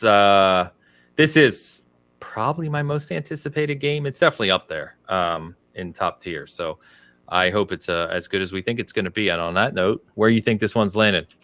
95. Jesus. Hogue is Believe. high on that hopium. We love him for it. Yeah. I'm gonna go 90. 90. I'm pretty sure 95 would be the highest rated game in Open Critic history, or like tied with it. Yeah. Best of luck with that, Hogue. Yeah, I think 96. I don't know. I know Elden Ring's up there. I know Breath of the Wild's up there. I think there's a 98, is there not? There can't be a 98 average, can there? There was. Type it up, Ains. I'm looking. You can hear me typing. Sorry. Just said, highest game of all time. Oh, Elden Ring was. Hold on. Baldur's Gate 3, Red Dead Redemption 2, Grand Theft Auto 5, Elden Ring are the top 4. And Shadow of the Erd Tree is now in the top as well. And they are score-wise. 96 is the highest. Oh, okay, 96. Yes, 96. See, so I gave it a little breathing room. I'm not crazy. But okay. Okay.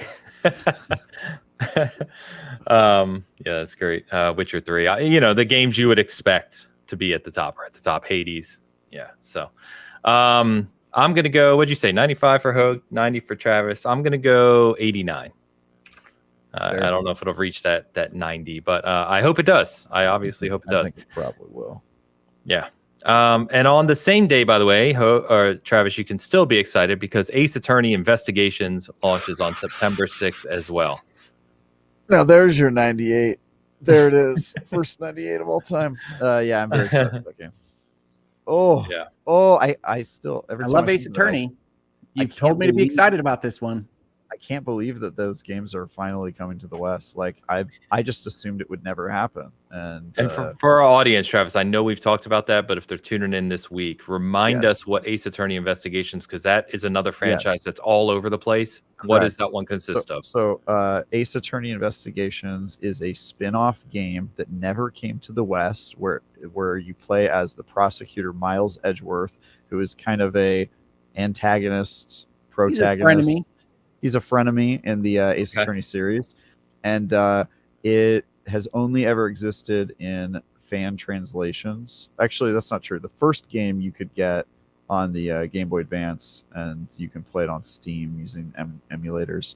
But the second one never was translated into English, never made it to the West. I had to play it on a emulator using a fan translation in order to get it. But it is very cool. The remaster looks like they put a lot of effort into it, and I'm going to play the crap out of this game. Also has some of the best writing in the series. But yeah, I'm very excited for this. Extremely excited. Fair enough. He loves his attorneys, folks. Announce a new game. All right. And then obviously our cover story, and the reason being is that there were a lot of previews this week for this, a lot of details that were shared. So as we kind of talked based on a super chat earlier, Space Marine 2 is coming out basically the same time as Astro Bot, depending on what you buy. So the official launch day is September 9th. And like the other games we talked about, if you buy the Gold or the Ultimate Edition, comes out September 6th. So actually the same day as Astro Bot if you buy that edition. It is $69.99 for regular, and the editions get kind of weird. So bear with me here just so that you're aware of what's going on. So $70 for your regular edition on all platforms. Then it's $100, $99.99 for Gold.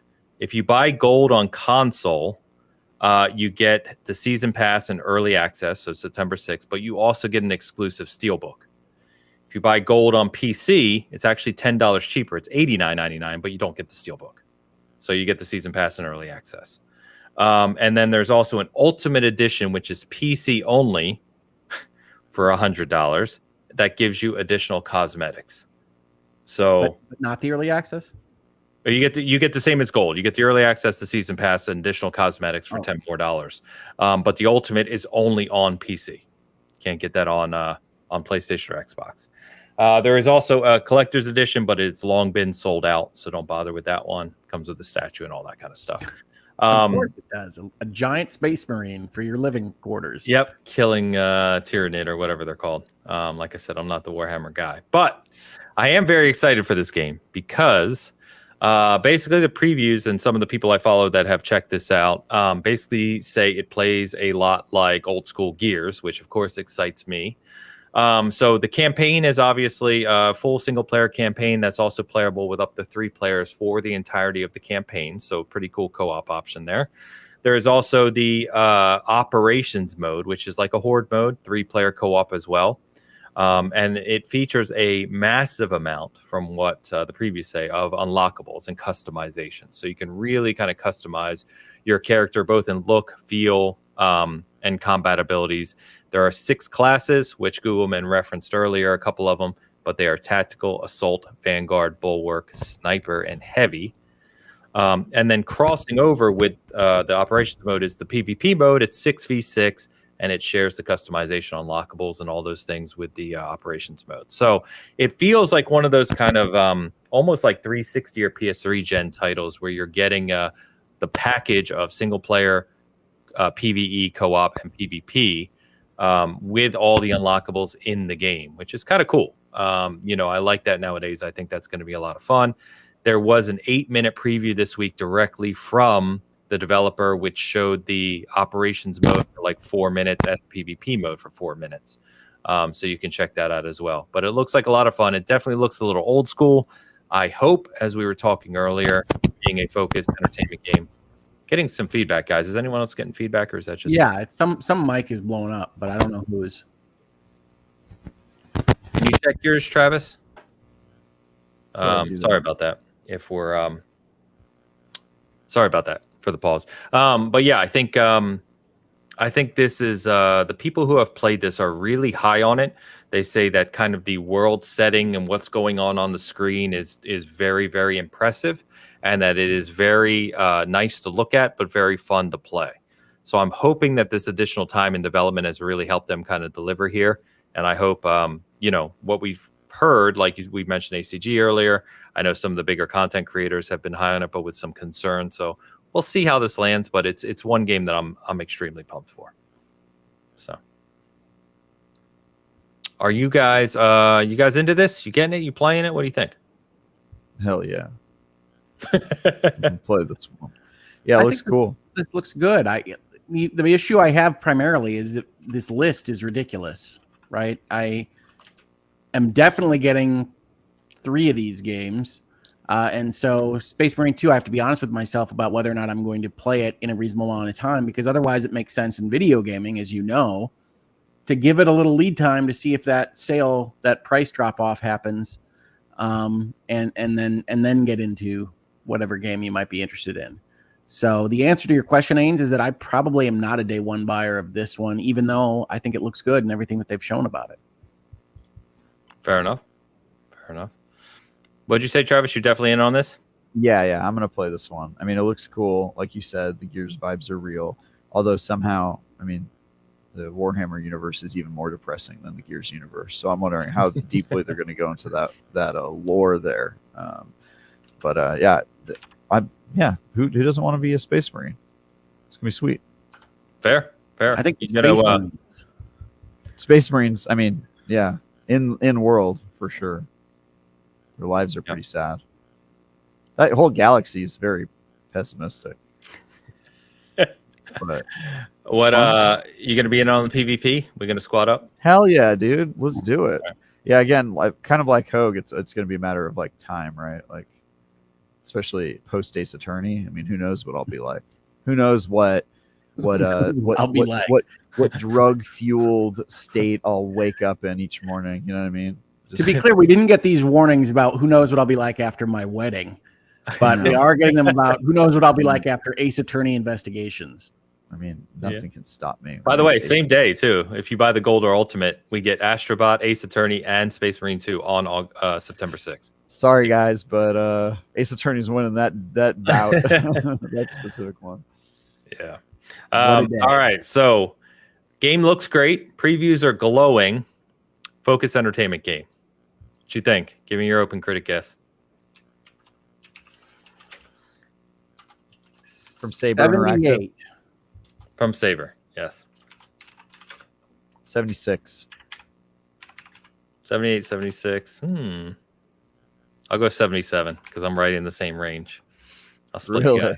Yeah, I think high love sevens, maybe low eights tops. But that's fine. Like, I'm okay with that as long, like, what I'm really hoping for, right, is that everything works as intended. Meaning when I launch into multiplayer, matchmaking's good, it's smooth, we don't have latency issues, that type of stuff. Like, I want to be able to play that. I think there's going to be some PvP. of that, and I also think I that know. just as somebody who's reviewed Warhammer games and has looked at the like Metacritic reviews, there's just going to be some people who just like don't get it. They're just going to be like, why are there so many skulls in this universe? I just don't understand it. You know, just gonna get some low scores there.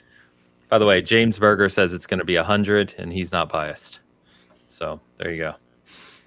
Nice. Trust me, if this game came out and was like a 92, I'd be pumped. You know what I mean? Like, yeah, bring it on. That'd be awesome. That would be sick. That would be sick. Higher the But better. I don't think you're not going to expect the same like multiplayer online low latency polish of like a Gears game. I don't think that that's really even remotely possible. But maybe we'll see. And this is 2 weeks, or 2 weeks after Concord. We'll see how that fares, obviously, too. So, yeah. But yeah, I mean, the next couple weeks are going to be crazy. Like I said, some of those embargoes start coming up this week with review scores, which is why we want to talk about them today. But the thing I really like, and there's other games obviously releasing a long time this same stretch, but I think what I really like, if you think about the 6 games we kind of highlighted right now, they're drastically different from one another. You know what I mean? It's kind of like a little bit of everything. So there's just game industry in terms of game deliverables right now is killing it. Obviously, we talked at length about what's going on with studios. But yeah, I'm hugely excited for these next few weeks, and I honestly just got to figure out how I'm going to find the time to play all these games. As usual. There's so many good indies too, right? Like I don't mention everything I play, even during Hoag's notes. So yeah. All right, so we'll jump over. Let me catch it up real quick here. We just have one super chat to get to, which Darth Mac has to do it. Darth_Mac offers $2 to say, "See, Ains, it's not just me. Skull, bone, laugh. I think that might be Skull and Bones. I'm going with Skull, bone, laugh. Skull, bone, laugh. Is that the $10 version I'm getting? Yeah. Skull, bone, laugh. Oh, it's man. just a message from Eves in the box. It's just laughing. Yeah. You gave us $10. I like that he did skull and then 2 bones rather than the skull and crossbones emoji that definitely exists. But, you know, I respect the gamesmanship. Yeah, it's the B version. Darth Mac, thank you as always. And shout out to our friend Iron Keg, who is Elu's twin brother. Little SG lore in the house for becoming a member on the SG side. Thank you, my friend. Iron Cake. He became a YouTube member. You're like he has done it. Text-to-speech translation. He has done this. Want to touch quickly on Call of Duty Black Ops 6. So this week we got the previews of the zombie mode. So there was a long trailer kind of showing the new zombie mode, but also, you know, the big Call of Duty creators were showing a full kind of match or, you know, certain footage of it. So you can find that out in the world.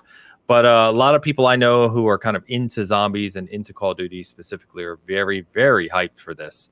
I have never been a big zombies guy in Call of Duty, but from what I've seen, it definitely looks to be scratching that itch that they're hoping for out of the new Call of Duty. And that, of course, includes the new mechanics, which they showed on the summer show at Xbox, where you can kind of run and dive and shoot in all directions, almost like Call of Duty meets Max Payne type thing.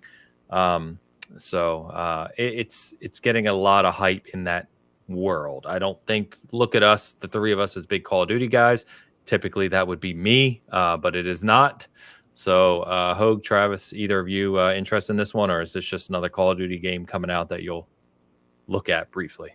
For me, I played these games originally for their campaigns.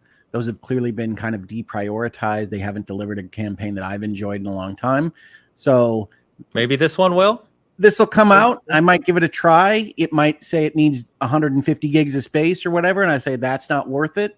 But I do tend to like zombies more than I even like some other aspects of the Call of Duty universe. And my interesting story, or I hope it's interesting, that I have on zombies is that when my brother back in the day used to work on Call of Duty at Activision, they would work on zombies modes on occasion and would always be surprised at like the level of investment and discovery that like the Reddit and these teams can put together so fast when they think they've got a good puzzle or something that's going to take a long time to decipher. So I always thought that the zombies community might be the ones that are eventually going to solve cancer in some way or otherwise make a major difference to the human experience because of their ability to decipher patterns and codes and things at a speed that is completely unexpected for even those that are making this for years and years and years. Yeah, I remember. So I do miss the days of like finding secrets in zombies mode. I don't know if that's been a thing anymore. I haven't really heard much about that, but I definitely played that back in the day. I'm sort of on the Team Hogue of like, I played it for campaigns. I still do, but a lot of the campaigns lately have been not amazing, or not nothing I can really like hang my hat on of like, oh, I'm really glad I paid that. That was like worth the price of entry. Multiplayer, not so much, but I do like zombies. I hope that the zombie mode is good. They seem to be leading with it for their marketing, which either means that the campaign is bad or that they really put a lot of work into zombies. Or maybe a little bit of column A, column B. Yeah, I don't have any particular excitement for this one. I haven't played in a year. And I do think a lot of the people who were like solving all of the codes in zombies probably moved on to Destiny, since that game does a lot of that stuff and has a similar like solve it in 5 minutes community attached to it, which is pretty cool. So I think those players have probably moved on to games that focus more on that stuff, rather than it being like a little feature. Yeah, I think the reason they are previewing with this is because zombies, like, I think people underestimate, well, maybe people who don't play Call of Duty or know that community, like, underestimate just how big zombies is, like, in that community, as Hogue was pointing out. So we'll see. When I get lost, but this is original recipe zombies, right? Like, they have some name for this universe of zombies. It's his Treyarch, the ones doing the like the World War II zombies and the time travel, right? Like this is that. I believe so. So it's not, Elu's talking about it in the chat here. He was saying, he's happy that the real zombies mode is back. The open world zombies from the last one left a bad taste in some players' mouths. So I think dedicated maps to figure out type thing. Yes. So I guess the short answer, Hogue, is yes. I believe that's true. Well, it's just because since they were bouncing between developers, like the zombies mode I got the most invested in, I think this was on Infinite, but was Pee Wee Herman and an amusement park. Right. Like that's the zombies mode that I did the most of. And that's not kind of the original recipe Treyarch arc of zombies with like mad scientists and World War II and all of that. So I think people are excited about doing some more of that, but yeah, I could be wrong. I am well outside my base knowledge area on this. No, that one was Call of Duty Infinite Warfare, I believe, which is the last one I played and really liked as well. So yeah, I think, and Elu says, zombie modes are so good. I don't think some people realize how deep those modes go. It's like a crazy escape room to solve, and I love it. And I think that's what they're getting back to with Black Ops 6. So I think that's why they're leading it from a promotional side, because it's to get people hyped that experience is back in this one. So yeah. On the Black Ops 6 side, so interesting comment here, and I know we've talked about this. I have most channels, of course, because the big news a couple months ago with Summer Game Fest and the Xbox Showcase was, of course, that Black Ops 6 in full was going to launch on Game Pass, which we talked about what that's going to look like and potentially do for the service.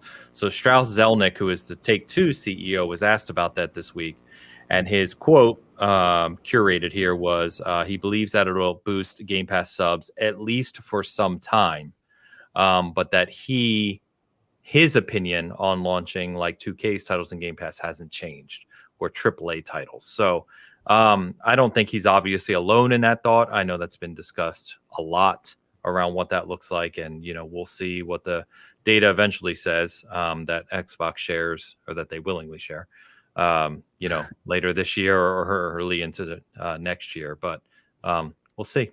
So I don't know if you had any commentary about that. I can see the hesitancy, and like I said, we've talked about that, about releasing a game as big as Call of Duty. But as I believe I said, you've got to go all in. If Game Pass is where your focus is, you got to go all in, and we'll see what it does. So well, and certainly Microsoft understands that line of logic, because in general, that's where the math is going to lead you, is that it doesn't make sense for, you said AAA, Ains, but Mr. Zelnick is not just talking about AAA. He's talking about the king of AAA, right? He's talking about Grand Theft Auto. Of course. And whether or not that makes sense. And obviously it doesn't, based on what we have seen so far. And markets change, and it might in the future. But as it stands right now, Rockstar Games are not going to make more money with any conceivable kind of payday from putting them on a subscription service compared to what they would make over the long tail, because that's just what Grand Theft Auto is in the game industry right now. But that's why Microsoft bought Activision, right? Because those contracts in and of themselves are too expensive. And when you get to a high enough level of the contract cost, you might as well buy the company. So that's how this arrived. But it's not a surprise to me that people that have other very highly valued intellectual property in video games say, nope. If we aren't making the subscription cost, there's not a big enough stack of money that you can give us to justify us giving it away for free for a certain amount of time. Yeah. Well, and I think, in that space, Grand Theft Auto 6 will be is the definition of a game that does not need any help from anyone or anywhere to sell a ridiculous amount of copies. We've talked about that at length too. Speaking of which, let's not forget that they've said Grand Theft Auto 6 is launching next year, which I know we laughed about when we saw the first trailer a few months back. But yeah, we'll see. Looks like we took care of the hum. Sorry about the mic issues, guys. Anyone listening? So we took care of that. It sounds, at least on our end, like that's gone now. So let us know. How's my voice though? Can you hear me? Yeah, we can hear you. Yep. Sweet. Yep. Don't know what happened there, but that's okay. I wanted to quickly shout this out. I don't know if anyone else has seen this, but I'm going to check this out now that I'm home. Is that the classic Doom collection, Doom 1, Doom 2, with expansions and everything, launched on Game Pass, and also, I guess, for purchase on other platforms, but with actual PvP intact. Like, you can play 16-player PvP in classic Doom.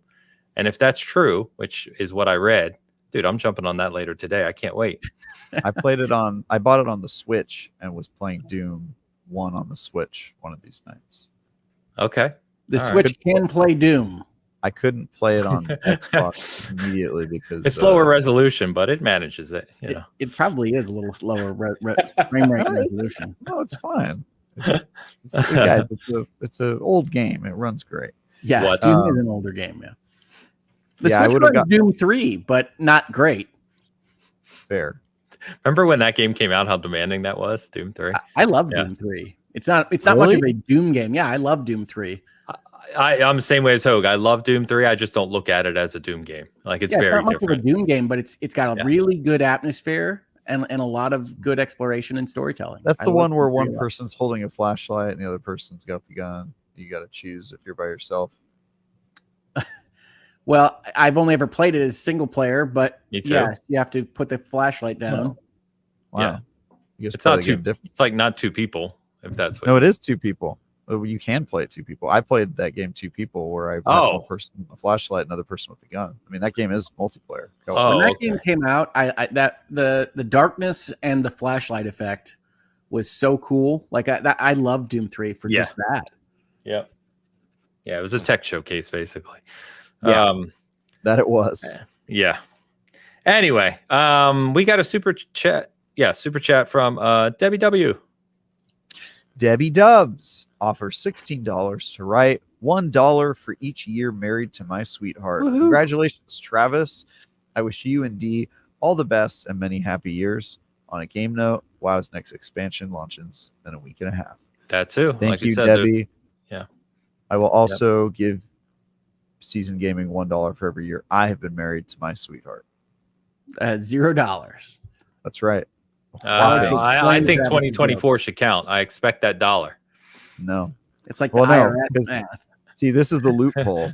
As soon as I reach 1 year and you ask for money, I'll be like, she's not my sweetheart. Boom. Roasted. D. Yay! Which, by the way, I can confirm D is real. She's a real person. Yep. Travis wasn't lying this whole time. Pretty good looking too, right? Like way better than me. Yeah. Is there a section of the review of the wedding that reviews the match, Ains? Yeah. Travis out hit. That's for sure. Yeah, I for sure did. Yeah, I for sure. Yes, he did. Yeah. I used psychological manipulation. Debbie, thank you as always for the support. And yes, like we said, there's so much more releasing. So we will have coverage of WoW's expansion, like I said, in a week and a half as well. So let me guess, Esposito's on that. Either Steve or Eric. Probably Steve because I think Eric's doing Concord. Yes, of course it's Steve. Yeah. Well, and speaking of Blizzard, Steve plays WoW. What a Blizzard! I didn't mention it in my time, but Diablo has engaged a new season. And they have their wave-based hell now, and it's excellent. I have not played it very far because I decided to try to run with a hardcore player, and I got to level 14 and died. So that's my story. Yeah, I don't. Why did you do that to yourself? That is not. I don't view you as a hardcore player. Like, yeah, that's. I just wanted to give it a shot. I view you as a casual gamer girl. He said he got to level 14. sells her bathwater. The thing of it is like I was really enjoying myself. I like that tension, but the way Diablo is organized, I don't like that you have to kind of guess that you can handle a boss, and then you're just stuck there. Like I knew as soon as I got in there, it's like this isn't going to work out. But you don't have any option there. You just have to take it in the head, and so. The hardcore playthrough for Diablo for me winds up being like this super risk averse.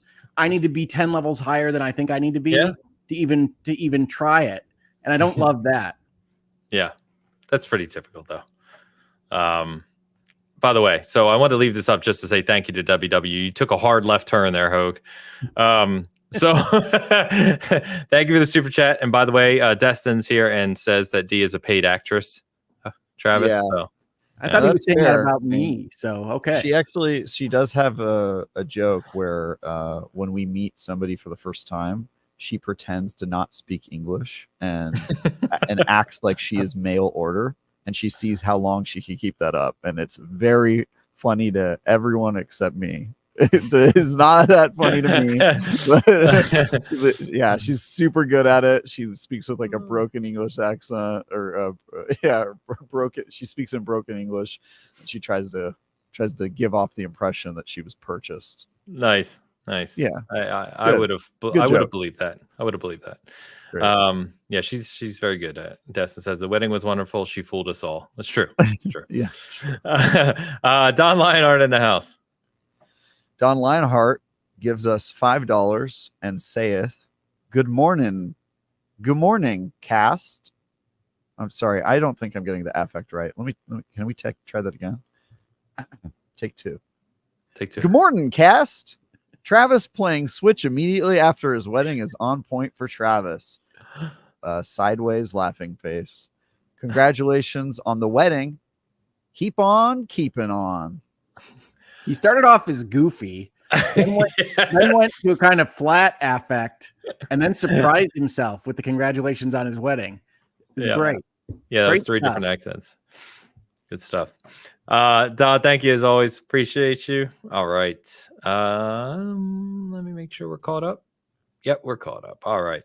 So I think we'll probably start to wrap up. The only thing I want to mention is the Borderlands movie is out, guys. Have you seen it yet? When are you seeing it? Do you have tickets? I saw a clip of a Jack Black claptrap talking on the street, and that was enough of closeness for me with this Borderlands movie experience. Oh boy, yeah, it's not looking good. It wasn't looking good from the start, but the reviews came in, and last time I looked, anyway, It had a 0 for a while. Which it had is a really 0. funny. I don't know if it Yeah. still does. It has IGN 11, gave it I a think. 11. Okay, IGN gave it a 3, and the quote they used on the tweet is, "Borderlands is an abysmal waste of a beloved franchise that takes a kooky band of murderous misfits and drains the life out of their first adventure together." Heck, I think beloved franchise is probably too strong, but you can still capture Okay, calm what down. you like out of Borderlands. I beloved. Oh wait, that it. was the rewritten tweet from IGN. The original's better. Borderlands is a catastrophic disappointment that plays like a hack-to-pieces studio slop, betraying everything fans adore about Gearbox Software's franchise in derivative, regrettable taste. Nice. Yeah. So great. So what did they rewrite it because they they're both are up. I think they're just sharing the review multiple times as you guys do. Yeah. Good times. You just take one sentence and you tweet it out. You get to use the whole article a lot of times that way. It's pretty good. Smart. It's true. I'm gonna start writing my reviews one sentence at a time. I'm not saying I haven't enjoyed Borderlands, fellas. I just think beloved is a bit strong for the Borderlands franchise. It's beloved. I love it. Yeah, I love it. It's great. Yeah. What aspects of the Borderlands universe do you beloved? Do I beloved? Running, gunning, looting. Yeah, looting. The Borderlands 2 actually has a surprisingly good story. It does. It really does. How about the characters? I love so many characters in Borderlands. Yeah, there's good characters. They went off. Sorry, yeah, they went off track with the writing in 3. I think most of us agree with that.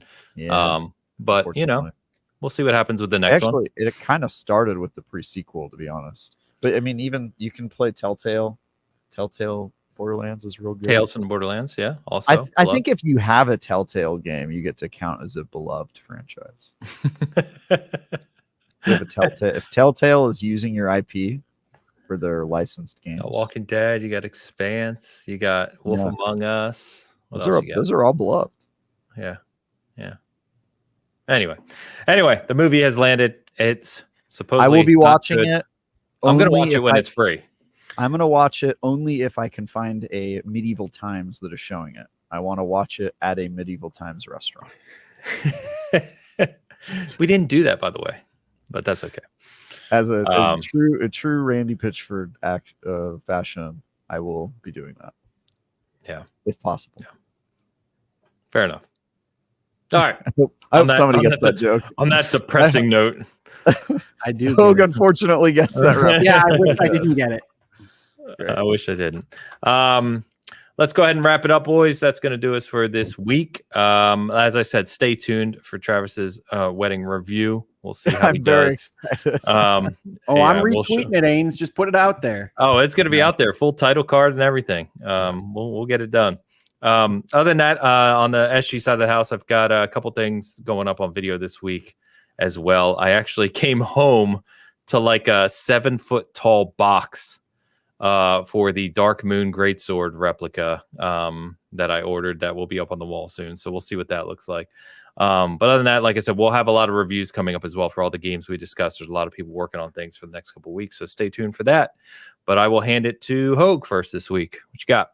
Sure. I got nothing, Ains. I, like the previous couple weeks, have been unable to get my schedule and various post-stroke afflictions to line up in a way that lets me make a video for people. And I want folks to know, especially the ones that are watching on my channel, that I really want to make more content, but it's proven to be a difficult thing to get to work. So I'm going to keep trying. I'm going to keep going at it. But I cannot promise that there will be a video this week, even though I hope that there will be. Sorry, I was typing to someone. Apologies. Yeah. Travis, hit us. Yeah. Similarly, I was getting married this week, and then I hung out with Ains. Maybe I'll do a review of hanging out with Ains in San Francisco. Maybe that'll be what I review. Can you do it as a response to your wedding review? Yeah, in response, my rebuttal will be a review him hanging out with him. Review of Ains. That was cool, man. That's not going to be good. There were No. there were a whole bunch of people there. We got to hang out with Cog and some IGN folk, and it was fun. It was fun seeing all my friends in the same place, except for Ibantas, who got COVID and had to cancel, which is unfortunate. And I've never met him either, which sucks. I know. Yeah. Yeah. That was going to be my second time meeting him. It's so funny seeing him like tweet and Discord. He had so much FOMO staying at home that whole time, but yeah, it was cool. But yeah, I've been busy with that. So this week I'm going to get back on the gaming wagon. I've already started playing some games, but I'm going to actually start writing some stuff. But I think the next big thing y'all will see is my Concord review, which is it's still a while out, 9 days until Concord comes out, and there are not early copies for anybody wondering, because they're waiting for the servers to go live. So yep, that'll be a review in progress type thing. But you can see my beta impressions online. Well, I'm happy to play with you, Travis. Let's do it, Hogue. yeah, we're gonna have a crew. We got us, we got Alex, we got Joe, we got Eric. So we'll have a squad for sure. Yeah, that's gonna be fun. That game is definitely better with a crew for sure. Yeah. Like I said, I think Jabali and Itzy are my primaries right now. I don't even know their names. So yeah, I like the lady who shoots fire and chews bubblegum. Hamar. Yeah, Hamar. Got it. Is she the one with the crossbow? Yes, Hamar has a crossbow. Oh, that's my girl too. She was my favorite. She rules. She rules. I couldn't get those firewalls to go where I wanted them to. So once you get them down, they're awesome. Yeah. Ains, how's your body feeling? What did you guys do this last week? Well, I documented Ains, who prides himself on eating healthy. Oh, I documented his descent into complete shame. Throughout the week as he ate increasingly worse foods for himself, which I think culminated in, was it the sourdough bread bowl? Was that your low point, or was it the ice cream at the ball game? No, it was definitely the brisket sandwich followed by a double scoop of ice cream, waffle cone. Yeah, that was pretty horrifying. It was good, and that was after he ate a cheeseburger for lunch. This is all true, true. It was bad. It was bad. So, wife and I joked, I had my back to my normal breakfast this morning, so I got some work to do these next couple of weeks. What'd you eat? What was your rebound? This morning was some Magic Spoon cereal, which I like. It's a ripoff, but it's good. And we'll see what I do the rest of the day. But yeah, I got to get back to high protein, low fat type stuff. Good, so good man. I'm glad to hear it. There was definitely a hangover. Yeah, the burger was worth it though. That was a cool shop. That burger was sick. Yeah, that was really good. That was D and I's first time there too. We had some good food here. We did. Yeah, good Thai. I tried to do Indian, but it was weird. She didn't want to embrace her. I got to meet his wife, by the way, who also I can confirm is real. It was real. Nice lady. Super nice lady. She and D got along. It's good times. Yes, very quiet. Yeah. Anyway, let's go ahead and wrap this up. So chat, you've been awesome. Thank you. Audio listeners, thank you as always. The audio listener count continues to go up, which is great. So if you're tuning into us on the audio side, thank you so much. Hope our interruptions and the way we're reading things isn't too disruptive for you on the audio side. But have a good week. Enjoy the games. We'll be back next week, of course, with new games to talk about. And we will see you then. Peace.